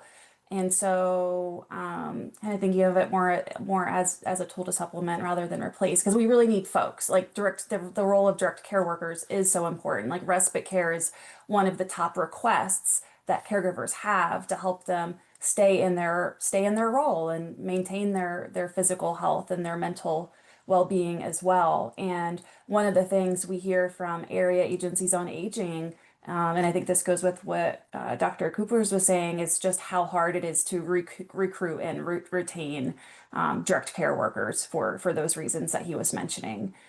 So we really do need to look at that from a policy perspective. And I think, there might be a way for tech to play a role in communication and kind of supporting that relationship. But of course, we can't replace the people. It's such an important aspect of providing the support to the older adult or person with disability. Thank you. Thank you very much, Meredith, for that. Let's stay on this theme of communication, if we can, for a few minutes. And I'm just wondering if we could go back to the true meaning of collaborative. Very eager for your thoughts on approaches or partnerships or other methods of working that have shown a great deal of promise in bringing you all together as you seek to accomplish these goals. So if there's perhaps an example or two that you want to share, go ahead and please do. And I think while you're thinking of that, because I'm not seeing any hands up, and I'll buy a little time here for you all. I did want to call on Cherie Keat of Community Catalyst to talk about their efforts in educating and engaging family caregivers, not just at the federal level, but all of your efforts with different state coalitions as well. Welcome, Cherie. Thank you, Jonathan, and good afternoon, everyone. Cherie Kidd, as he said, from Community Catalyst. And we are working with state-based caregiver coalitions around policy and practice changes, and with the goal of increasing awareness of family caregiving issues to improve engagement of family caregivers in the decision-making process. And within our work, we're providing capacity building, assistance and training, and to support these state-based coalitions as they implement their work. And as we think about promising practices and really thinking about goal 1, because that is the goal that we are emphasizing. We are emphasizing our work. One of the areas that we largely talk a lot about is a framework for ambassador programs, because that's something that we talk a lot about and we're hearing a lot about within coalitions, and the ability to scale and replicate models such as the ones that are in Tennessee and Oklahoma nationally. What we've learned is that peer-to-peer engagement and ambassador programs are among the most effective ways to normalize caregiving, build trust, as well as connect caregivers to the supports that exist. And within goal 1, the outcomes from 1.3 and 1.4 in the national strategy, it discusses ambassador programs as effective mechanisms for that trust building, as well as the trust building, as well as care that's culturally competent.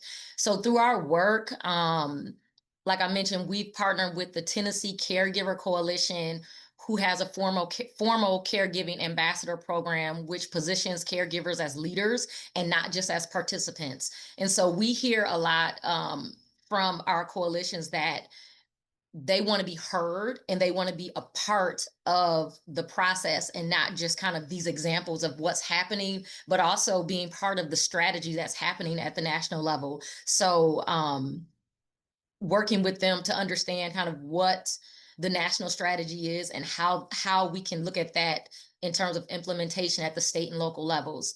Another one of our partners is Oklahoma, and they have a grassroots ambassador style approach as well. Their caregiver leaders are trained to share their lived experience and raise awareness throughout the state. So these are just two examples that demonstrate that caregivers are that they value being around people who get it and being around their peers, but also wanting to share and scale their models across the country, so that others can also be engaged and learn how to implement these ambassador programs. Excellent, Cherie. Thank you very much. I think before I call on Donna, I'm just going again to remind folks about, we're just trying to stay on track here. You guys are doing a wonderful job at that, but showcasing the different approaches and the different partnerships that we are seeing, particularly in a fast-moving caregiver spectrum, particularly regarding care transitions and all the trends that have made themselves known to us all over the past several years, whether that's the direct care workforce shortage, some of the closures of the SNFs, and some other issues that factor in. So I just wanted to remind folks, if they have any examples that they want to offer about the collaboration that you all have been involved with, that would be very helpful over the past couple of years. Donna, you have been very, very patient. We're going to go Donna, George, and then Anna. I will make my comment very quickly. But one of the things that we've done in terms of collaboration, and I think what's been really great about having this, is that I've been able to reach out to each of the work groups and say, you know, understanding the financial situation of the caregiver has to be part of a caregiver assessment. And many times in the early parts of caregiver assessment, we didn't look at the caregiver's finances, because family members, when they are asked to be the caregiver, they don't even hesitate to say, oh, yes, of course. But does anybody ever say, well, how is this going to impact you as your family, your income as a caregiver? Will you have to give up your job? Have you thought about, is there any kind of insurance? So if we don't put this in the initial assessment as a caregiver assessment, so we've been talking to that in terms of understanding. And then when we come to care coordination, again, we have to look at the caregiver. Do they have the resources? Are there ways to offset some of the costs that the caregiver is now doing out of pocket? And so that's really good for coordination, because sometimes they'll call and they don't know. It's like, oh, I didn't know that if I asked my relative's gas company to help us with the gas bill, I don't have to keep paying for the gas bill. So we've kind of, those are all parts of that coordination that we've been able to talk about here as a collaborative, and also as part of assessment, and getting that in there as a highlight, and understanding work impacts, because people don't ask those questions, and we need to proactively let the caregiver know that there are impacts to you as a caregiver. And you can't just kind of jump in there and think this is going to be short term. Right. Donna, thank you. I'm hearing a couple of themes I just wanted to highlight for folks, and I'm going to turn to you in a moment, George, followed by Anna. The first is that I think that there is a modus operandi among all of you as grantees, and frankly here at ACL, that we want to demystify this issue of caregiving, that we are all working in tandem to make it less overwhelming for the caregiver, that in many cases these responsibilities are thrust upon. So I think this gets to all the questions about navigation, about knowledge being a tool above all else for empowerment. So I thank you all for your efforts on that. George. Yeah, thank you, Jonathan. I know I can speak to some of the work that our team is doing to help coordinate overall evaluation of grant activities across all of the goal areas. And so I appreciate representatives from each of the other goal areas who have worked with our team on those efforts. That has been, we think will be really, really fruitful in trying to demonstrate overall impact across the National Caregiver Support Collaborative. But could also speak to the question just regarding, general approaches, kind of from a more broad perspective of things that, we found to be kind of working. Just again, looking back to the CGOS 2025 data, obviously that's a running theme in my responses here, but very, very proud of this data that we've collected. So a couple of things that we noticed in terms of things that general approaches that have been working. There are three things I wanted to call out. One is the Medicare Caregiver Training Services, so the CTS billing codes. The second being Medicaid self-direction expansion, and then the third being workplace benefits expansion. So first, regarding the CTS billing codes, the 24 implementation of these billing codes for Medicare reimbursement for caregiver training, we feel that they show tremendous promise based on our survey data. Among caregivers who received training, 96% reported that they felt that training prepared them well. So this finding suggests strong potential for CTS billing codes to address training gaps. Regarding Medicaid self-direction expansion, as of 2024, 47 states and Washington, D.C. allow payment to family caregivers through various LTSS programs. The COVID-19 pandemic accelerated adoption of these flexibilities, many of which have remained in place. And then lastly, regarding workplace benefits expansion, access to caregiver-friendly workplace benefits has increased across all categories that we've measured since 2015. So this includes telecommuting, flexible hours, paid sick days, and paid family leave. Unfortunately, however, the access remains somewhat uneven.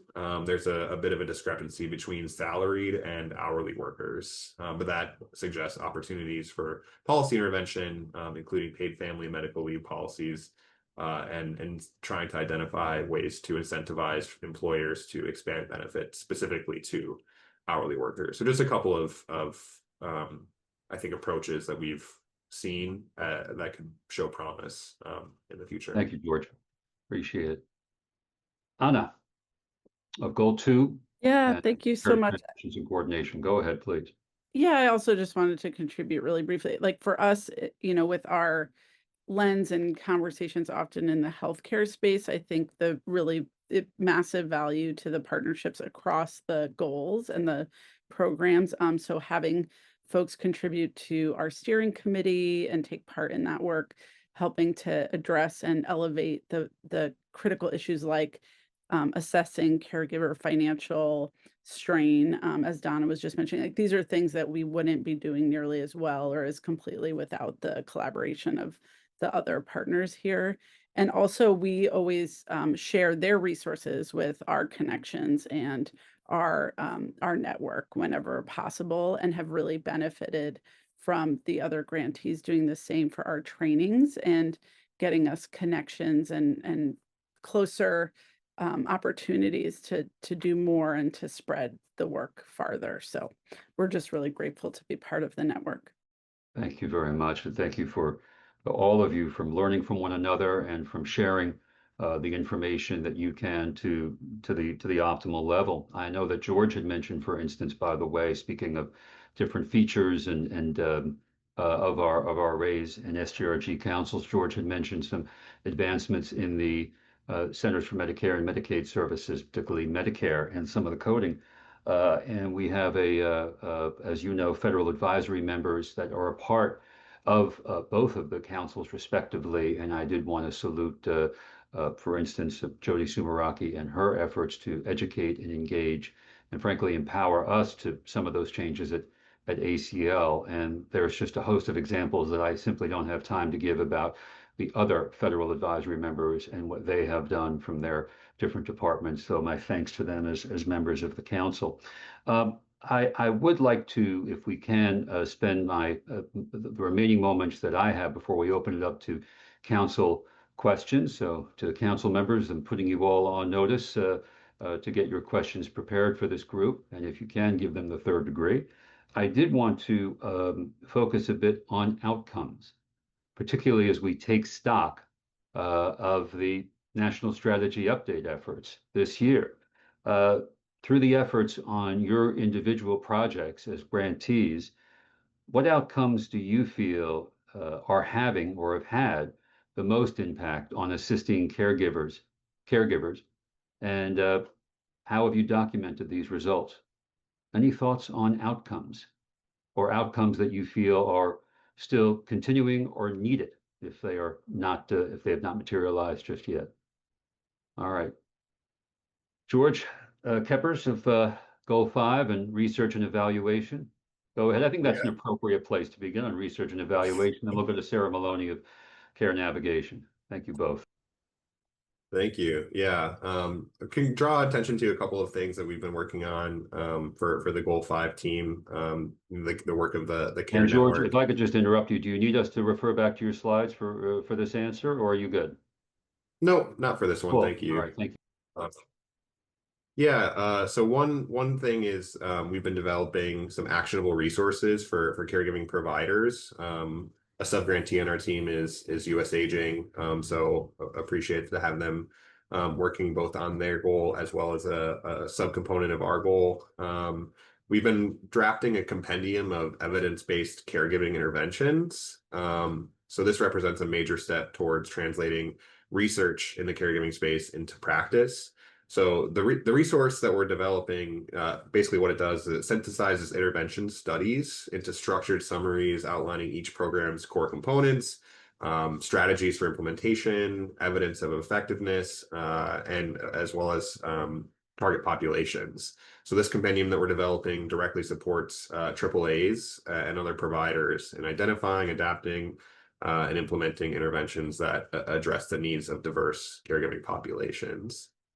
And secondly, we're working on strengthening research and practice partnerships. Our peer learning network, that we're working on with US Aging, has developed a webinar series. Thus far, and this also speaks to the question about how we're trying to document results. So far, we've held 3 peer learning webinars. Collectively, these webinars have reached more than 250 registrants.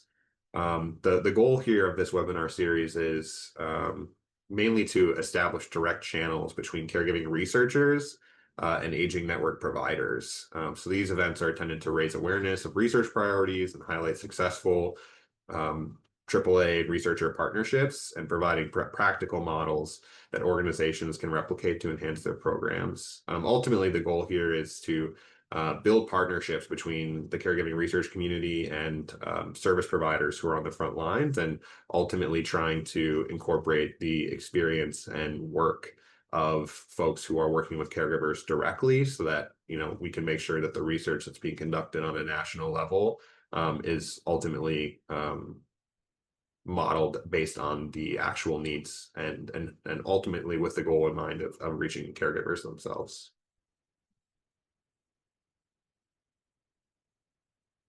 Oh, I think you're on mute still, Jonathan. Thanks, George. Appreciate it.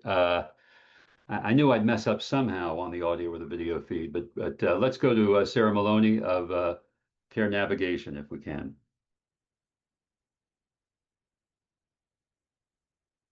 Sarah, now you're on mute. Yeah, I thought I did it. Yeah. Thank you so much.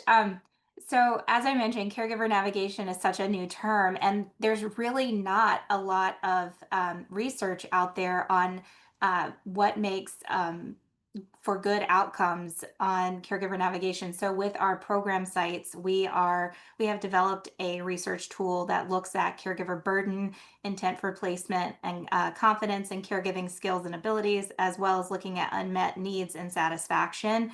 So that way we're able to really objectively look at caregiver navigation models and scale those that are beneficial to caregivers and really share those best practices with the aging network in the coming, hopefully within the next 12 months. Excellent, Sarah. Thank you very much. Donna Benton, goal 4. Yeah, one of the things that we're really trying to focus on initially is the workplace, because the majority of caregivers who are working. So we're looking at putting together toolkits and looking at best practices within toolkits that that you can use, where the area agencies on aging can help businesses of all sizes, small businesses, large businesses, uh, provide information and resources and supports for those working caregivers, besides identifying them in the workplace.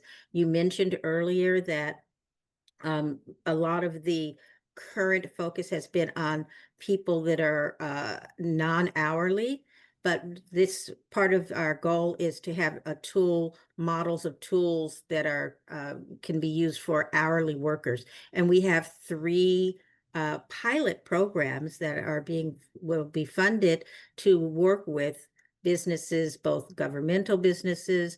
One is going to be looking at working with school districts, and then working with very small businesses that have hourly workers. So I think that those are going to be some exciting models to be able to help, hopefully give some things so that people can use them in a lot of areas for working family caregivers. Thank you, Donna. All right, Meredith, and then Cherie, and if we can keep the answers somewhat brief, that would be awesome. We'll just come back from there. Yeah. So again, representing goal 3 in the national strategy, one of the things that we've done for our project is goal 3 has several objectives. And so each of our activities within our project tie back directly to the objectives in the national strategy. And that's just been kind of our main mechanism to ensure that we're kind of specifically moving forward, not just the overall goal, but the specific objectives outlined in the national strategy. So we put forward action guides, one on each of the objective areas. We've launched a caregiver services and supports innovations hub that lists replicable and innovative caregiving programs. You can filter by those objective areas. The objective areas include things like kinship care, person-centered trauma-informed care, respite care, emergency prep. So it's really big buckets, actually, each of those objective areas. But again, so we tie it to the action guides, the innovations hub. It's content we cover in our Caregiver Champion Collaborative. And we also just funded 8 pilot sites. And each pilot site is working on at least one of those objective areas as well. And then we recently developed a subcontract with a research institution to help us evaluate those pilot sites. So we'll have more data and outcomes to share, but that's been our model for bringing this forward. Meredith, thank you very much. Cherie. Thank you. I wanted to mention that we partnered with Leading Age LTSS Center at UMass Boston as our evaluation partner on this project. And they have been partnering with us to do qualitative interviews with our coalition partners, as well as tracking some of the measurable outcomes associated with our partner activities. But at the start of the project, one of the things that I wanted to highlight was Leading Age conducted a baseline survey to understand public awareness on family caregiving issues within our 10 states that we're working in with our coalition partners. And this survey highlights just the challenges that family caregivers are facing across emotional, financial, and informational dimensions. The survey covered 6 key areas, including self-identification as a caregiver, caregiver concerns and challenges, awareness of long-term services and supports for both care recipients and the family caregivers that support them, confidence and barriers in finding care, policy and program preferences, as well as awareness of coalition advocacy activities. And we just kind of completed a summary of that, which we hope to have on the microsite soon. And another thing that I wanted to mention is that we completed state coalition profiles. So with those profiles, They are kind of showing how others can learn from our state-based coalitions, some of the work that they're doing, the resources within those states, as well as some of the work that they're doing, such as those ambassador programs that I mentioned earlier.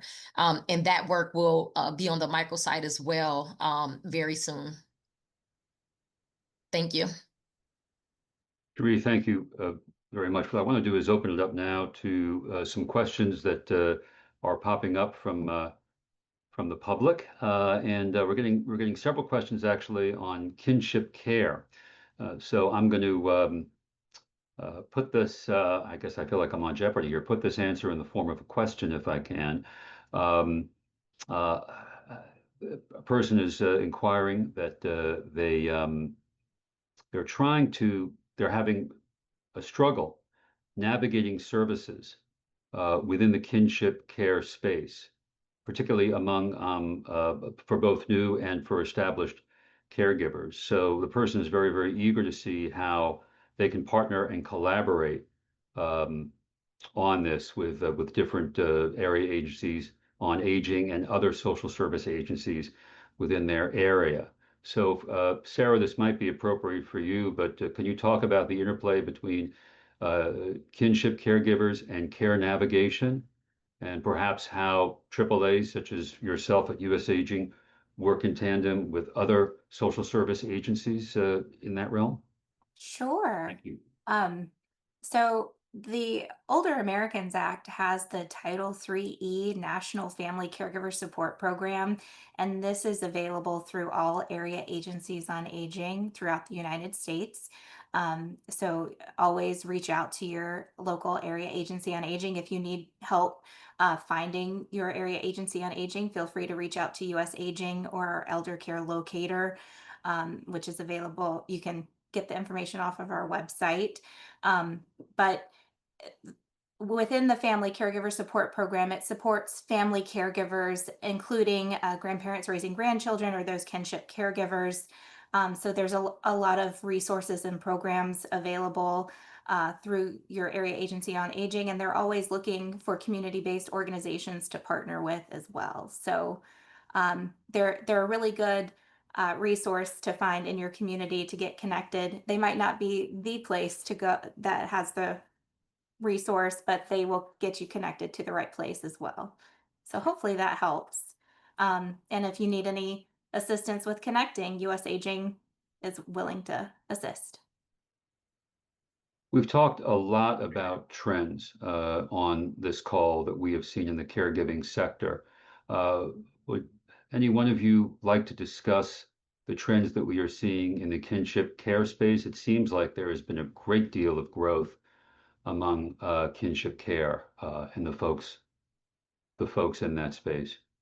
Any reactions? Any research or other types of findings in that? Meredith Hanley. Sorry, I forgot to put my hand up. That's all right. I saw you go off mute. I just became all excited, had to call on you. Go ahead. Well, I did want to briefly mention the Grand Families and Kinship Support Network. Again, I mentioned them briefly at the outset, but it's gksnetwork.org. And they have a lot of great resources. So I just wanted to make sure everybody knows about that. That's an initiative led by Generations United, funded by ACL. My organization, US Aging, is a partner. They also have a array of other partners working on that, but representing different sectors. So US Aging represents the aging sector, but they work with a variety of other partners as well. There are a lot of great examples of kinship programs in action. I know Generations United through the Grand Families and Kinship Support Network website has kind of a listing of exemplary programs. There's also an array of kinship navigator programs in states across the country that are important to know about. But through area agencies on aging, we see a variety of kind of engagements with the kinship caregivers. Sometimes it's whether simply your existing caregiver programs are eligible kinship families are eligible for those services, caregiver support groups and caregiver training. But a lot of AAAs are also offering kinship specific services. So whether it's summer camp and kind of other unique respite offerings or grand family stipend programs. So we try to catalog those when we hear about them through our Caregiving Innovations Hub, but I know Generations United has a lot of great work on that regard as well. So just wanted to mention that. And Meredith, while we have you here, I'm sorry, Don, I'm going to get to you just in one moment. I just saw you. I was wondering if you can address, because it is in goal 3, respite care, and overall where you have seen respite care trends going over the past couple of years. And probably should have asked many of you this question. If you had a crystal ball in front of you, where do you see respite care or other related issues going in the years ahead? Any thoughts on respite care? Sure. I mean, respite's a huge deal. It's, I think, one of the kind of number one services of interest by caregivers. I think, caregivers do experience stress and need support. There's also, positive attributes to caregiving. I don't want to make it all negative, but caregivers do need a break, and that's what respite care provides. I think one of the things that probably the main thing that the Aging Network needs is really like the resources to provide the respite care that's needed in the community. And so at US Aging, of course, we try to do advocacy to help ensure that the Older Americans Act is funded to the levels that we think it needs to be. And we also know at the AAA level, they're always looking to diversify their funding sources. But there are wait lists for services in many agencies across the country, and respite care is one of the services where we see wait lists existing, and it's because it's such a necessary service. So, we see innovations in terms of different kind of partnerships for respite care or reaching, diverse populations or unique ways to connect with kinship families. And again, we try to catalog those, whether through our action guides or through the Innovations Hub, but it's such an important area to examine. It's something where there's a great deal of resources Yeah. there in part by the AAAs and state units on aging. I'm going to beg for forgiveness to both Donna and George. I'm going to take a moderator's prerogative here. I'm going to call on our SGRG chair, Keith Lohorn, who's been waiting very patiently. Keith, I'm not sure if you have a question or a comment, but I know it's going to be good either way. So go ahead, sir. Well, I appreciate everybody's comments and it's always great to learn. I come from it from a lived experience standpoint. My wife and I are raising 2 grandchildren, and it's a different world because there's the formal and there's informal, and there's far more informal than there are formal, but there's more care given to the formal or those that are in the child welfare system than there are outside the system. And I can just praise Generations United and the Grand Voice Network.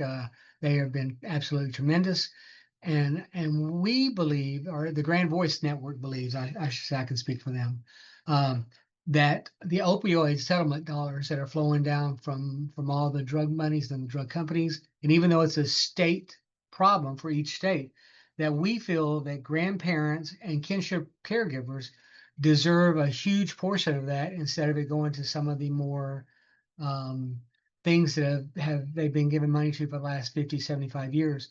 So that is our goal, is in each state that's represented by a Grand Voice, is to try to push our state folks or legislators, governors, whoever it may be that we can get conversations with, to look at that opioid money in a completely different way.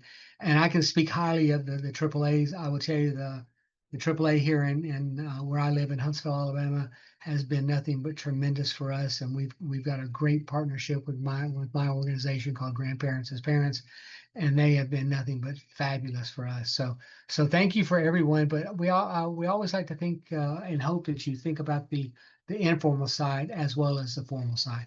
So thank you. Keith, thank you very much. And I just wanted also to insert another resource, and that is the Supporting Grandparents Raising Grandchildren page that's part of ACL. You can reach that at www.acl.gov/SGRG. I participated in a project about a year ago where we had information sheets that were going up there that the SGRG Council voted on and participated in about subjects that perhaps folks did not anticipate in their 60s or 70s learning about, such as 504 plans, or what an individualized education plan is, or when to hire an attorney, or what you would hire an attorney for in this context. So we are trying to put a lot of these tools on there, and Keith will rely on you and your council's direction moving forward about growing those sorts of resources. So thank you for your leadership. Donna, my apologies. You've been waiting very patiently. Please go ahead. No, and this isn't a huge area of expertise for me, but one of the things that when we were looking at some of the finances is that they're, which just is like in 2023, we just were allowing child welfare agencies to pay equal for foster care maintenance payments. And that's to kinship caregivers. So we have to look at those kind of discrepancies between when someone is an informal caregiver versus paying a formal caregiver. We should have equal parity in terms of payment for care. And so I think this is something like what Keith is saying, is that it's important to make sure that we don't lose our grandparents who are helping to raise these children, and being able to say, hey, this is this, same as putting them into a formal system, because it's saving the system money. I mean, that is one of the reasons that we're always looking at our unpaid family caregivers, because of the billions of dollars that they contribute to the economy, and they don't ask for anything back. But the nature of care has changed and is so complex now that it's now really, this is no longer a one-on-one personal family issue. This is really something that we as a nation have to address as a systems problem, or not even a problem, challenge, that we need to very much say, what, because of these changes, how can we support? And as I said, no one's saying, hey, I want 100%, but give out of every dollar, give us 25 cents. I don't know. Thank you, Donna. George, you've been very patient. Please go ahead. Yeah, thank you. Just one finding I can highlight from the 2025 Caregiving in the U.S. study regarding this question. Caregiving in the U.S. 2025 also asks the relationship to the care recipient. And we did find that 11% of caregivers in our study are caring for a non-relative, so a friend, a neighbor, and while it's only a sort of 1 percentage point increase from 2020, this is definitely a substantial portion. If you think about it from the specific relationship question, which asks, what is the relationship with the care recipient? It's actually the third highest category, the first being parents, and then the second being spouse or partner. So it's definitely a significant portion of the caregiver population are caring for someone who's a non-relative. And then a couple of small findings related to this population. We found that more often it's women who are caring for a non-relative, which is 13% compared to 8%, which are men. And then those not working while caregiving are also more often caring for a non-relative. You also find that there's a significant difference in terms of age among non-relative caregivers.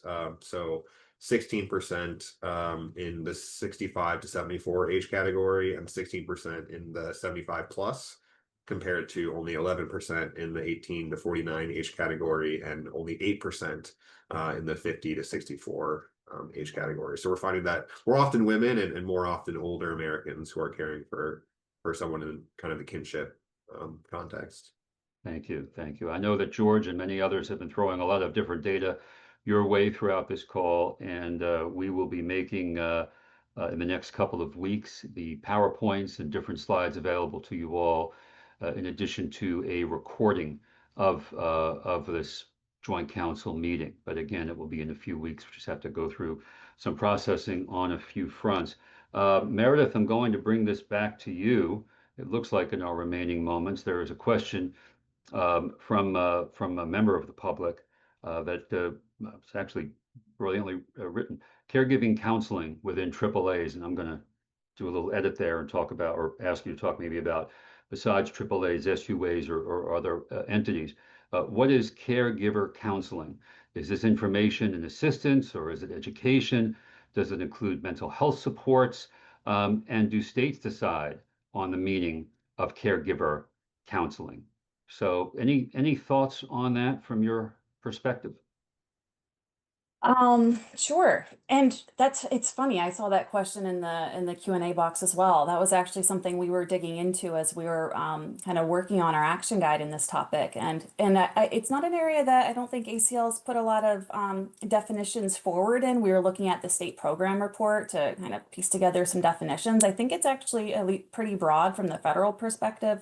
And so I think that would be more of a state level question.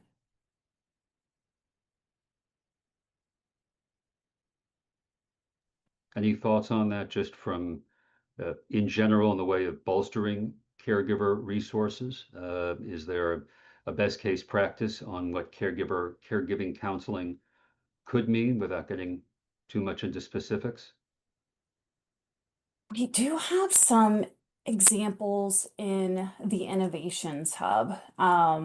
So if you go to the US Aging website, I can maybe pop the link in the chat, but a link to the Innovations Hub. There's some examples that could be of interest there, just again, with the aim of the Innovations Hub being to share replicable program examples. But one that I was looking at earlier today is called Share the Care. It's an organization based out of Florida. And they have a behavioral health program focusing on the social and mental well-being of caregivers. And I do think that's more of a kind of classic kind of counseling intervention, but aimed specifically for caregivers. That organization's put a lot of emphasis in that program, I think, kind of in the post-pandemic era. So I know they've had like a large increase in the number of service hours provided. So again, we have a kind of whole program example written on that. So, and others too, but I think that one's one of our more kind of classically distinct mental health interventions geared for caregivers. So maybe check that out. Great, Meredith. Really appreciate this. I know we just have a few minutes left, and clearly, if I see any questions from the council, I will go to them. Sort of a last call for questions. But I just wanted to apprise the council, in many cases, how these grantees are structured and how they collaborate. Each one of the grantees has a steering committee that is made up of a wide array of experts, depending on each of the respective goals. They've worked in tandem, these grantees have worked in tandem with ACL on structuring and putting together these steering committees. There are also meetings that occur every other month or so between each of the respective grantees so that we can all get together in a very informal, closed setting, if you will, and work with each other, really in terms of gaining more perspective or more resources among what is covered in the respective goals, and sort of increasing the capacity of the work with each of these respective grantees in a collaborative format. And then lastly, we have a series of webinars which are open to the public. There'll be one next month, I believe, that will be focusing on the National Caregiver Support Collaborative and other types of investments that we have made in grantees to showcase this to the general public. Very good. I see we do have a question from a council member, Lynn Gall. Lynn, please go ahead. Thank you. Thank you very much. And I want to thank you all for the work that you've been doing. I know we've used a lot of the resources you've put together and put out there in Wisconsin, as we've been working as one of the states that received one of the first grants to implement the strategy. The thing that keeps going through my mind as I'm listening to all this is I think about, we're doing all these great things, and sometimes I wonder if there could be more outreach done, or are you doing outreach? Maybe that's a better question, is are you doing outreach to some of our state legislators or governors, or, because there's all this information out there. But sometimes I wonder, do the policymakers within my state And as much as advocates try to let them know about it, they've got so much on their plates. They've got so many issues that they're dealing with. Are we, as the Raise Council, is there something we could be doing to kind of directly make sure they're getting that information? Or, you know, something that we can be doing along those lines? Because I know after our implementation grant ends, there's some things we've started that we're not sure we're going to be able to continue without continued funding. So we really need that state support. And it's just something I think maybe our council should consider, is to think about ways we could be doing more, some sort of targeted direct outreach. Or, you know, I know they can attend any of these things that we have going on, but whether they do, I don't think they do, because they're so busy with other things too. And maybe there's a way to do some direct outreach. So I'm just throwing that out there.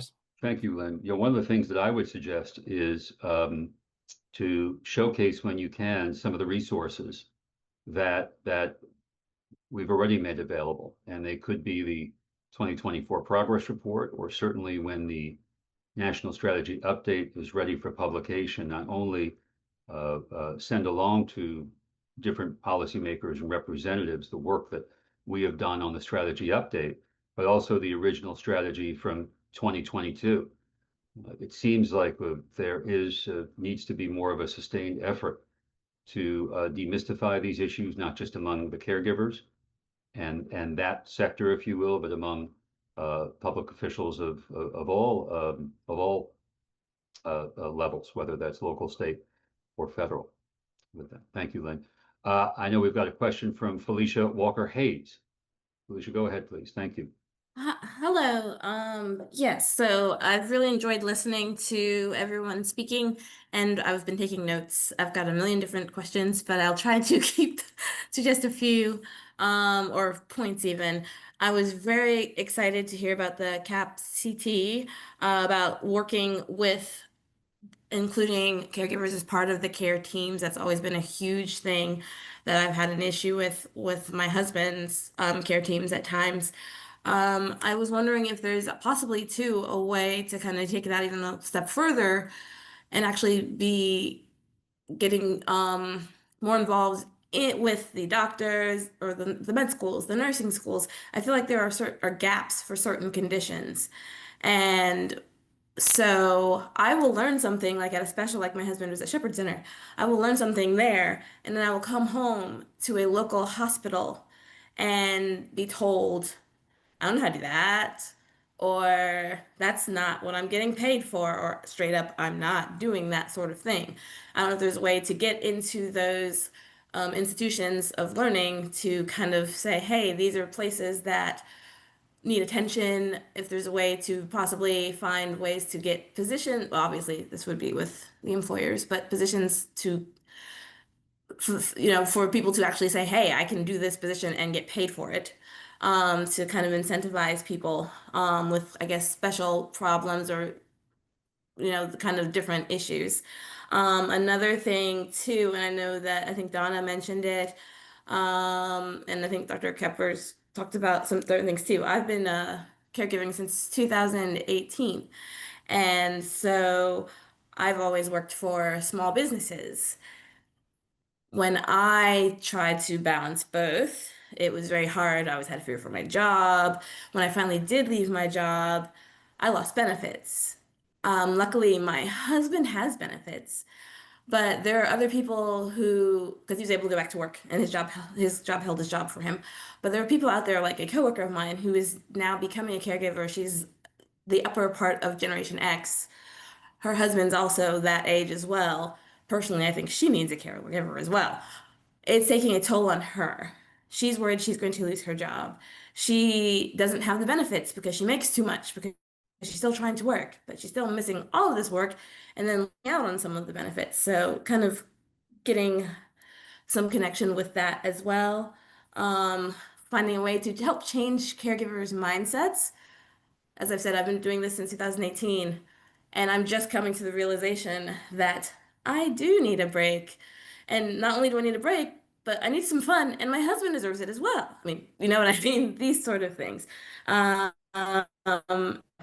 Make sure I get all the things, but a way to kind of show people, yes, respite care is not something that is, we've been talking about mental health, which is huge. But as I'm saying this, I'm getting older, my coworker's getting older. Physical health, especially with those loss of benefits when you leave the workforce and maybe your spouse isn't able to work and somehow, or you do have a job, but you make too much for a certain type of benefit, especially with insurance. My coworker keeps telling me she makes too much for this, and our job being a small business with less than 10 employees doesn't offer this. How can we reach those caregivers? I know I spit a lot out, but that's kind of my Well, 5 minutes. Felicia, you did the unthinkable. I think you covered all the goals in that question. So what we're going to do is we're going to just spend a few minutes on unpacking that if we can, and then I'm going to try and parse what you said, given some of the notes I took. But if I've messed up, which is highly likely, please certainly let me know and just chime in. Anna, can you perhaps take the first question here? What happens when you're at a remote healthcare provider? For lack of a better term, and then you go back to your home base and you're trying to employ the practices or the direction from one health provider when you're at your home health provider. If you can maybe take that, Felicia. So we're gonna put a pin in that just for a moment, Anna, and then Felicia, just want to unpack this further. I know there was several questions in there about respite care. I'm going to assign that or task that to Meredith Hanley of goal 3. That's where respite care lives in this context. And then Donna Benton, there were several questions in there about benefits. And Felicia, maybe help me out because it was a few different questions in there, but maybe try to parse that a little bit. And we're going to get back to you, Felicia, and Donna on that last part. Okay, starting with Anna, Meredith, and then Donna. Thank you all. And if you could maybe keep the answers to about 2 minutes apiece, that would be great. 2 or 3 minutes. Thank you. Okay, thank you. I really want to thank Felicia for her comments. I think we were all like nodding a lot and just really grateful for your contributions and your advocacy in general. Like, I wish all healthcare providers could hear your words and the way you say your words and what you're experiencing. I'll just say really briefly, actually, our main learners, like the main people we reach, are trainees. So young healthcare providers, people who are still in training in nursing, in medicine. So hopefully that gives you some hope that in the future, those who you come in contact with will be a little better trained. We don't have perfect reach by any means. I mean, we have so far to go. So I think we would love to just see an expansion of the expectation of training around caregiver engagement and support. And part of that would be, I think something I really heard coming out of your frustration and your experience is just, you're the expert, right? You're the expert in the care on we all have a different hand on the elephant, so to speak, but you deserve the recognition, respect, and elevation of that expertise within the care team. It's just different than the healthcare provider's expertise. And so again, I'll just echo, which unfortunately I think is kind of just the way it is that a lot of the system incentives around payment and around expectations, it is your job, actually, if someone has a caregiver, to engage them and to understand what they're able to contribute to the care plan and where they need additional support, and treat them like the expert care team member that they are. So we need more incentives for healthcare, and that's policy, and that is reimbursement. So we are continuing to contribute our perspective on that, as well as do the training every day, all day for healthcare providers whenever we can. So thank you so much for those comments. Thank you. Meredith, thoughts on respite care, perhaps? I mean, it kind of reinforced to me I think sometimes we hear respite and we think it's just maybe like a nice to have, but I think it's really essential to helping caregivers stay in their role for the long term. And again, this can be a highly intensive and isolating and stressful role. And there, I think, things that offset that in the dyad relationship there, but everybody does need a break sometimes. And I think just kind of like as we look at the array of services available in community, just keeping that in mind as well. And it is one of the most needed services, and there are wait lists. So it's how can we kind of be how can we support community-based organizations in their efforts? And of course, one thing US Aging does is advocate for the resources that the network needs. And I know at the AAA level, they're all looking to diversify their funds, but respite care is so important. I just wanted to reiterate that I heard that. It sounds like that's a message that's coming out, and I agree. And just from an infrastructure standpoint on that, if you're wondering what respite services exist in your local area, that's you're going to find probably some good content on that on the AAA site, or you're going to find it probably on the SUA or the State Unit on Aging site as well if needed. So there are resources out there to navigate. Meredith, thank you very much. Let me turn to Donna, and then let me actually bring back Felicia if I can for a moment. Felicia, you asked several questions, all pressing, about finances. A lot of them had to do with benefits. Oh, actually, let me just an addenda just came in on my last question about respite care, and that is, and forgive me for not remembering that resource, the Elder Care Locator, which is available on the Administration for Community Living site, www.acl.gov, has a whole bevy of resources of respite care that one can consult. Okay, Felicia, if you can just, if we could maybe narrow the question just to finances and your thoughts about financial security and concerns that you see. Thank you. Okay. So my personal experience is working in a small business, less than 10 people, sometimes less than 5. There are a lot of protections for businesses so that they can keep running, obviously. And we need those because you have to have people to work in order to run a business. However, some people don't have the luxury of working for some of those bigger companies. And when you have those 50 plus employees, you get those leave dates and you get all of these things. I juggle personally with my husband has doctor's appointments. Heck, I'm starting to get doctor's appointments because if I can't take care of myself, I can't take care of him. Luckily, he has a good job with good insurance. A coworker, her husband doesn't have the same access that I do. She's worried about losing her job. She's taken months off. She still has a job, but she she says she makes too much to be able to get something on the Affordable Care Act, but she makes too little to be able to afford insurance for herself, so she goes without. Her husband is the only one that's able to get the care, but then she can't take time off to take care of her husband without worrying if she's going to lose her job. And so just I guess that's kind of the financial instability and insecurity that some people do have. Because if you leave a job where you're getting full benefits and your significant other is either on disability or something like that, I know there's public services like Medicaid and Medicare, but some people apparently have special circumstances, and how are they going to survive?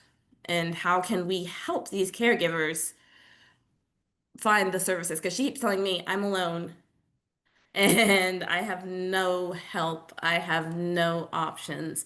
And I'm trying to help her, but it's very difficult. Yeah. And I think you have expressed the frustration that we have for the caregiving majority, which are those that don't qualify for Medicaid, meaning not the caregiver, but the person they're caring for doesn't qualify for Medicaid, nor possibly the caregiver who's trying to stay in the workforce, and they don't have enough money on the other end. And so this is where I think as we move and begin to look at policies that we have to try to bring back, is there something that we can do that's affordable around insurance and long-term care that might be a different model than what we've had in the past? Is there a way to look more for catastrophic insurance, a way for long-term care planning that helps the caregiver have an affordable income from an insurance need? You also mentioned that you can't get your own, like if you're fortunate, your husband can cover you under his health care insurance. But when the average caregiver is around 46 years old through 65, there's this huge gap of time when they may not be able to get some insurance. So these are policies that we have to continue to look at. We are looking at state, paid family leave and paid sick days, and can we extend those to the small businesses without harming small businesses? Because as you said, there are 5 or 6 people. How do you have replacements? Is there a way to bring in the temporary workers or job share? So we have to look at different models for small businesses, and this is kind of what we're trying to find: who and small businesses are being able to be successful in supporting caregivers in a 10 or less company. And these models, it's been hard, but we've got to keep looking for those. Thank you. I mean, it's a very complicated question, and I know we don't have a lot of time, but really, I think what you've brought up is we have to continue to look at the policies that are out there and how we can begin to hit that middle income person. Yeah. Donna, thank you very much for that. Felicia, thank you for your candor and your questions and your commitment to these issues. I see here is just another educational tool. Donna, do you want to discuss very briefly what this is all about and your podcast initiative? Yeah, well, we're going to really look at the care economy, and we want to have some really practical approaches. So we're going to be inviting business leaders of all sizes to come and say, what are they doing? How are they recognizing caregivers? And so the podcast will be something that'll be sometime beginning in March, where we'll be starting to have these discussions with very, what we like to say, answers on where can we go from here, not just naming the problem. And and the other side, I really like this that came out of the work-life law that says caregiving really shouldn't end careers. And that's going to be our goal. Absolutely. Donna, thank you for that and for your hard work and all your team's efforts on this goal of financial and workplace security, but on all of the goals in collaboration with others. I want to thank the members of our panel today: Cherie Keat with Goal 1 about amplifying caregiver voices, Anna Chodos of Goal 2 and coordinating among caregiver teams and healthcare teams, Meredith Hanley on our grant lead for Goal 3 on bolstering family caregiver resources, Donna Benton of USC on Goal 4, protecting the financial and workplace security that is so vital to caregivers. Dr. George Keppers of Goal 5, increasing research and evaluation tools. Thank you, George. And back to US Aging for Sarah Maloney of Care Navigation and her efforts on that. My thanks to you all, not just for the work that you're doing individually, but for the work that you are doing together as a true collaborative. And I'll end where I began, and that is our commitment here at ACL to ensure that the work that is ongoing with our grantees is adequately reflected, where applicable, in the updated strategy that we hope to issue towards the end of 2026. So I thank you all for that. I'd like, if we can, to move forward to our final panel of the day, and that is a panel that we are going to host on the Direct Care Workforce Strategy Center and their next steps, which I think should give us some insight into a potential Goal 6 that would address the direct care workforce shortage. I'd like to turn it over, if I can, to the discussant and moderator, Kezia Scales, who can introduce the two speakers that we have, Carolyn Ryan and Nicole Howell, and then Kezia will join us towards the end of their respective presentations to react as a discussant. So Caroline, my good friend and colleague at ACL, welcome. Wonderful that you can take some time to join us today and showcase not just the wonderful work that NCOA as your grant lead is doing, and welcome Nicole Howell and Kezia, but also I think the great partnership that we have at ACL between the Office of Supportive and Caregiver Services and the Center for Innovation that you represent. So Kezia, to you, and then to the respective panel members. Thank you.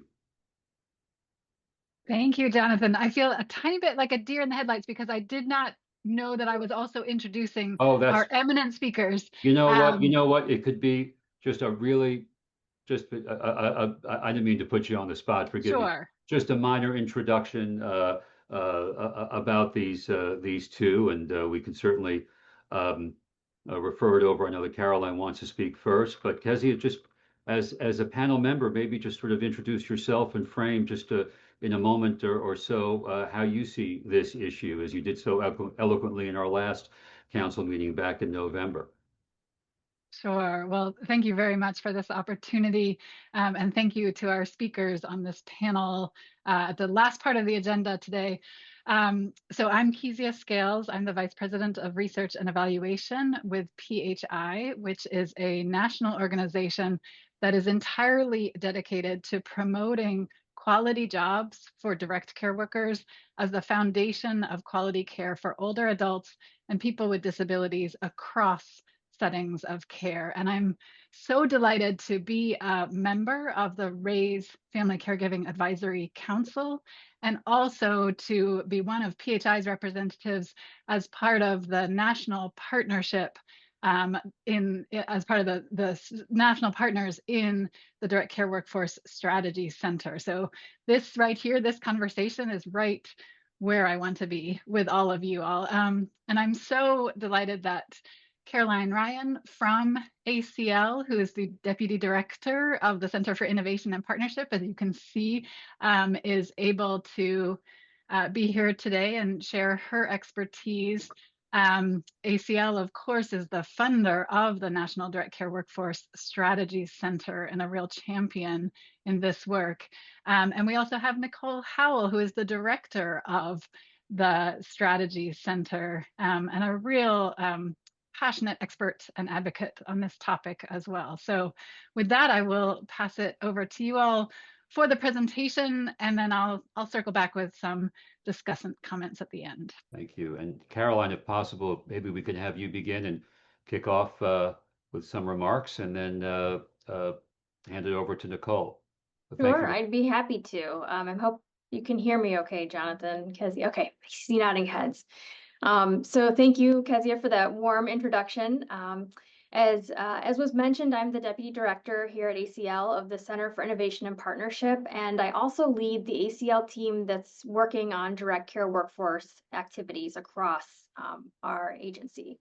And so I was asked just to share some brief information about how ACL and our federal partners, like what we're working on to strengthen the direct care workforce. And so I thought I might start with just a little bit of background.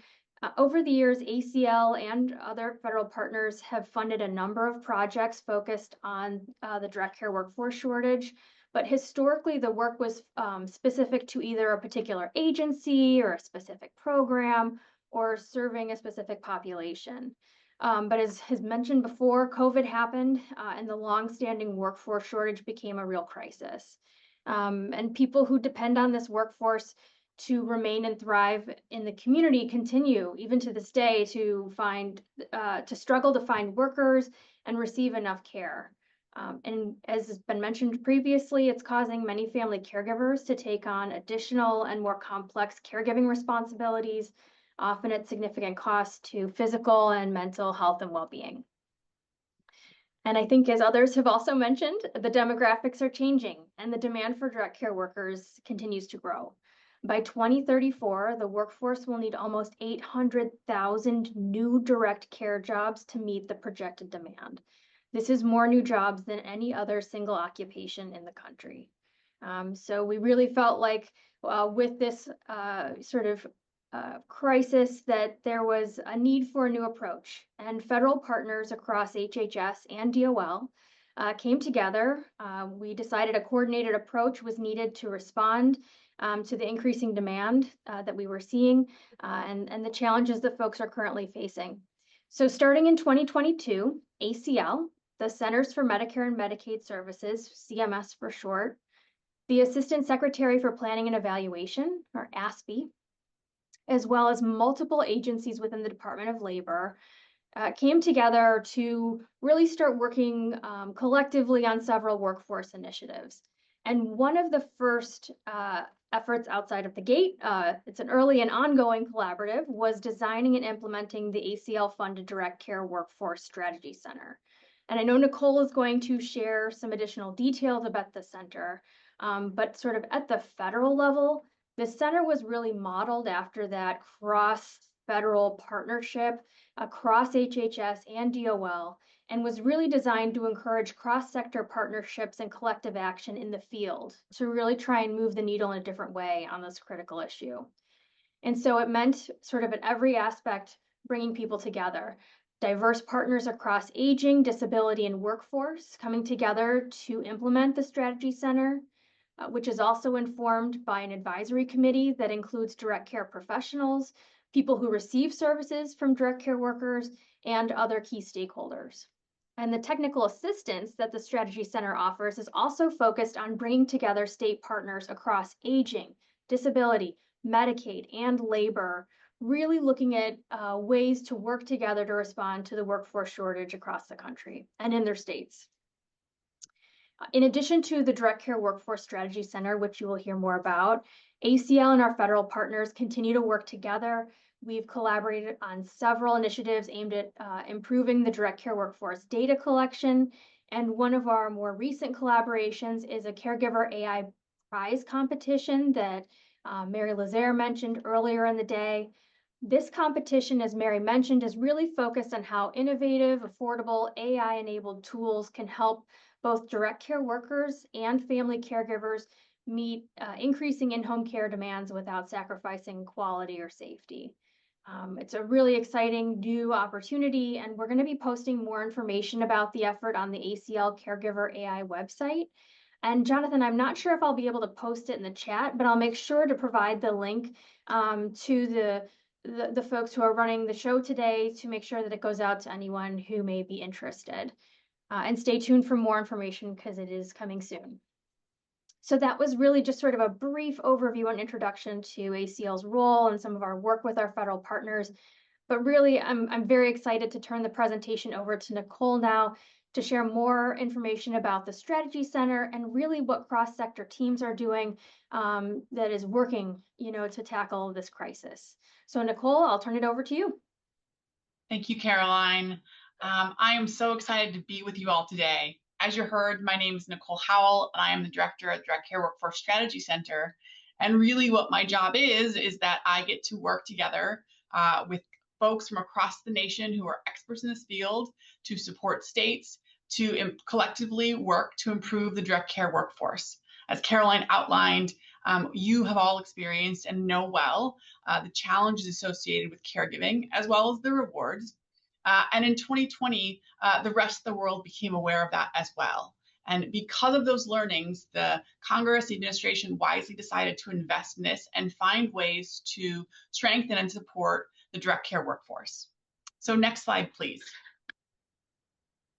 So as you heard, what we do is we provide direct technical assistance provided by distinguished subject matter experts to states to help them achieve substantive but achievable goals that they believe that are critical for them to improve access and really expand the direct care workforce. And for our purposes, we're talking about the direct care workforce that provides services in home and community-based services via Medicaid funding. Those are sort of the state levers that they are pulling. Now, in addition to providing direct technical assistance, we also are charged with developing tools and resources and disseminating them for broader adoption so that these lessons don't simply live with the states that achieve their goals, but that they really are expanded beyond that so you, our stakeholders, share in those learnings and can help enact some of those impacts and key highlights in your own communities. And as Caroline said, this is funded by the Administration for Community Living, and we are deeply appreciative of their partnership, as well as our other federal partners. Next slide, please. So this is a map of our first year. It was really 24 and 25, and I'm going to get to walk you through sort of how our impact is growing. So beginning in early 2024, extending through 2025, we launched our first round of technical assistance. And our work, like yours, is informed by a distinguished advisory committee that Caroline talked about. And those are folks who have lived experience in some way related to this work, and they help to formulate and strategize with us what that should look like with states. And so through a competitive process, we opened applications and ultimately supported 20 states receiving up to 200 or so hours of technical assistance over between 9 and almost up to 18 months, where they work toward goals. And you might be thinking, Nicole, what are some of those goals? And some of them were modest in nature. They were more about developing a marketing campaign that they could use statewide to expand access to the knowledge of the opportunities for a direct care worker.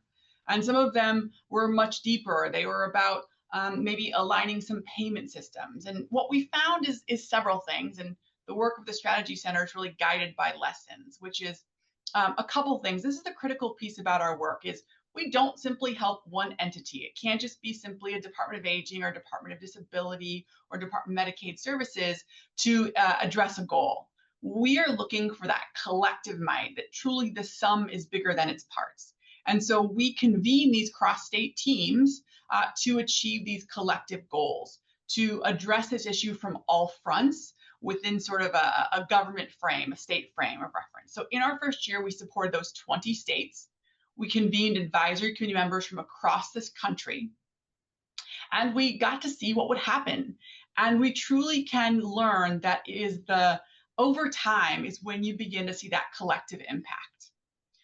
It has been exciting to work with all these national partners and to see what they can achieve and what victories they can build upon. Now, there are some things which I think is really sort of our secret sauce, or maybe it's our pixie dust, however you choose to say that, which is we not only provide targeted technical assistance, we believe that learning catalyzes when paired with peer collaboration. And that means that each of our states, while they were working in a broad range of areas, they were grouped around several core principles. And that means that they were, while again different, they could learn from each other. And so they came together in monthly convenings, 90 minutes or so, where we brought in renowned national experts to discuss particular topics of particular interest identified by states. And they got to hear from those experts, and then they got to hear from each other. I came on last January, and in my first peer learning collaborative meeting, I heard a state saying, we've addressed some transportation issues via sort of ride apps, and this is how it helps in the following ways. And others offered other opportunities or areas in which they may be challenged and areas where they may be seeing victories. And gosh, those states picked up on that. Everyone likes to believe that they are behind the 8 ball, but the truth is folks are really in common places, and they can learn from each other, both in terms of where they can go and what pitfalls they might want to avoid. Next slide. Now, the learnings from 2024 really propelled us into 2025.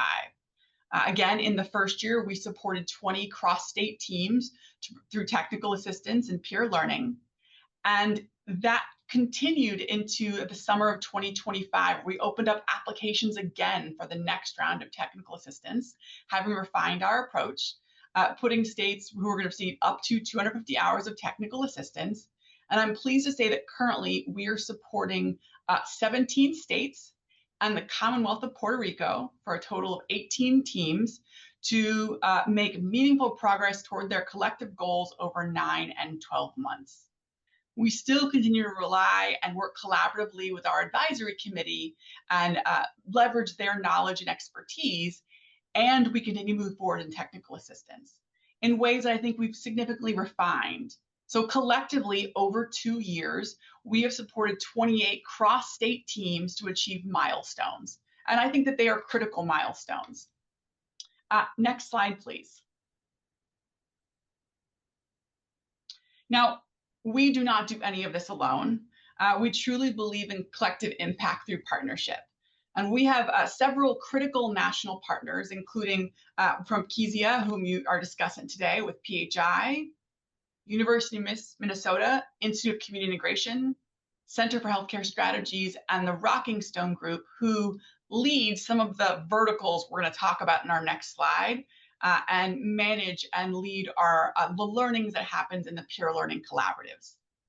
Now, we also are guided in our work by several other critical partners like National Governors Association, National Association of State Workforce Agencies, National Association of Councils of Developmental Disabilities, National Alliance of Direct Support Professionals, and all the others you see on this screen.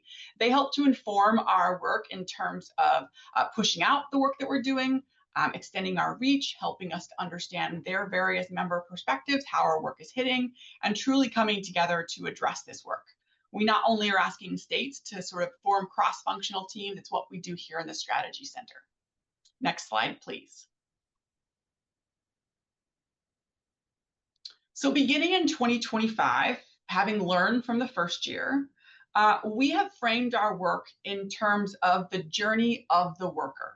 Seeing that while states are going to select individual goals that are relevant to their work and where they are in the process, that we are going to bucket them, if you will, into 3 areas. The first of all being join the workforce. This is going to be for states who are focusing on widening the initial pipeline of direct care workers coming to the sector. They're going to be focusing on recruitment strategies, reducing barriers to entry, increasing access to training, and figuring out what the direct care workers need to really get them onboarded with the appropriate supports. The next is going to be well-being at work, or you could think of this like thriving. And this is going to be about what we can do to retain those direct care workers, improve that job quality. Is it going to be safety and training, responding to needs for scheduling flexibility, worker voice and empowerment, or addressing benefits and related supports? Those are, I think, what many of us do who are in the workforce. What is really going to keep us there in the workplace? And lastly, career progression. What are the career pathways, the career, what we call them, lattices and ladders? What advanced roles are possible? How can we align and make more accessible credentialing recognition and truly overall professional development so this can be a lifetime career? Now, we found a lot of success, and I'm going to give you a few examples of what states have been working on, and just a little teaser. So, for example, in joining the workforce, some states are developing standardized direct support professional training curriculum, crosswalking aging and IDD populations. Some are looking at expanding college internship and employment pipeline to strengthen direct care workforce. If you're thinking about well-being at work, we have some states working on implementing an employer of choice framework to understand quality benchmarks and evaluation tools of what workers are really looking for and what keeps them in the workforce. And that career progression, now this is a rich and broad area, but some states are working at stackable credentialing pathways from entry level to advanced, acknowledging both the lived experience and also looking at across a kind of direct care workers, what needs to be aligned to make that more of a seamless pathway.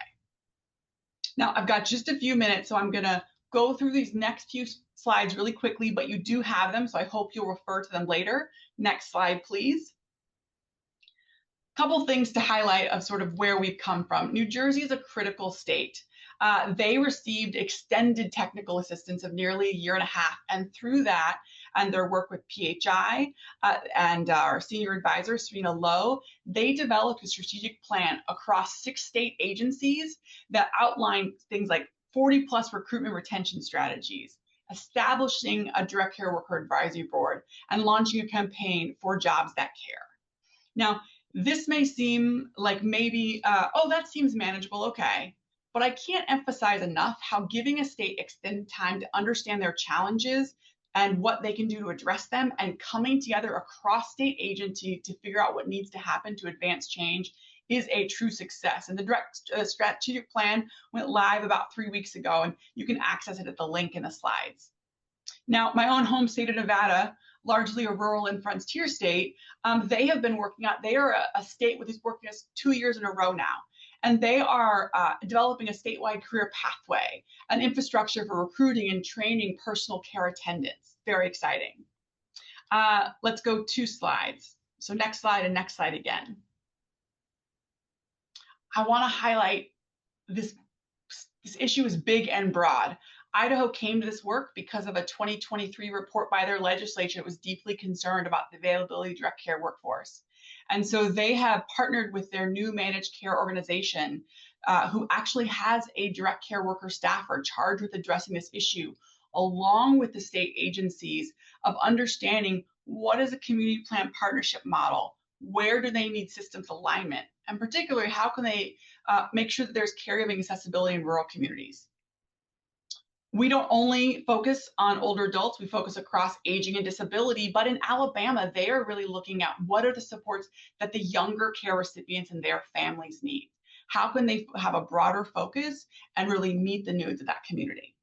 Now, I can see Jonathan look at me already, so I'm going to go ahead and I'm going to skip to the next slide. And this is the sort of critical piece that I think that we've catalyzed, which is that states are moving beyond viewing direct care as a job to really seeing it as a broader profession with defined competencies and growth trajectories. And here's the real switch.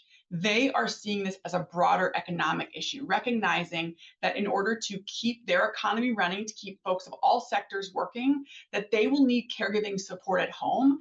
And that in some states, they have, through data alignment, they have now realized that in some cases, the direct care workforce is the largest sector of their workforce.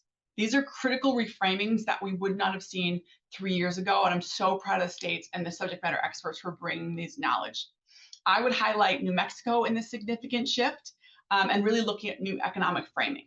Now, the Strategy Center, we are about 4 months into our current cycle of TA. We are preparing to launch a new type of TA in addition to what we already do called On Demand to support states as they respond to emerging policy landscape changes. They will have short-term TA instead of over 9 or 12 months. They are responding to short-term questions over 30 to 45 days. We're launching a series of webinars, which we continue to do, AI briefs looking at how artificial intelligence might support the direct care workforce. And we're going to keep learning from our states and highlighting those via tools and resources that you can find at our Direct Care Workforce Strategy Center microsite. Now I turn it back to Kezia, our discussant, for your questions.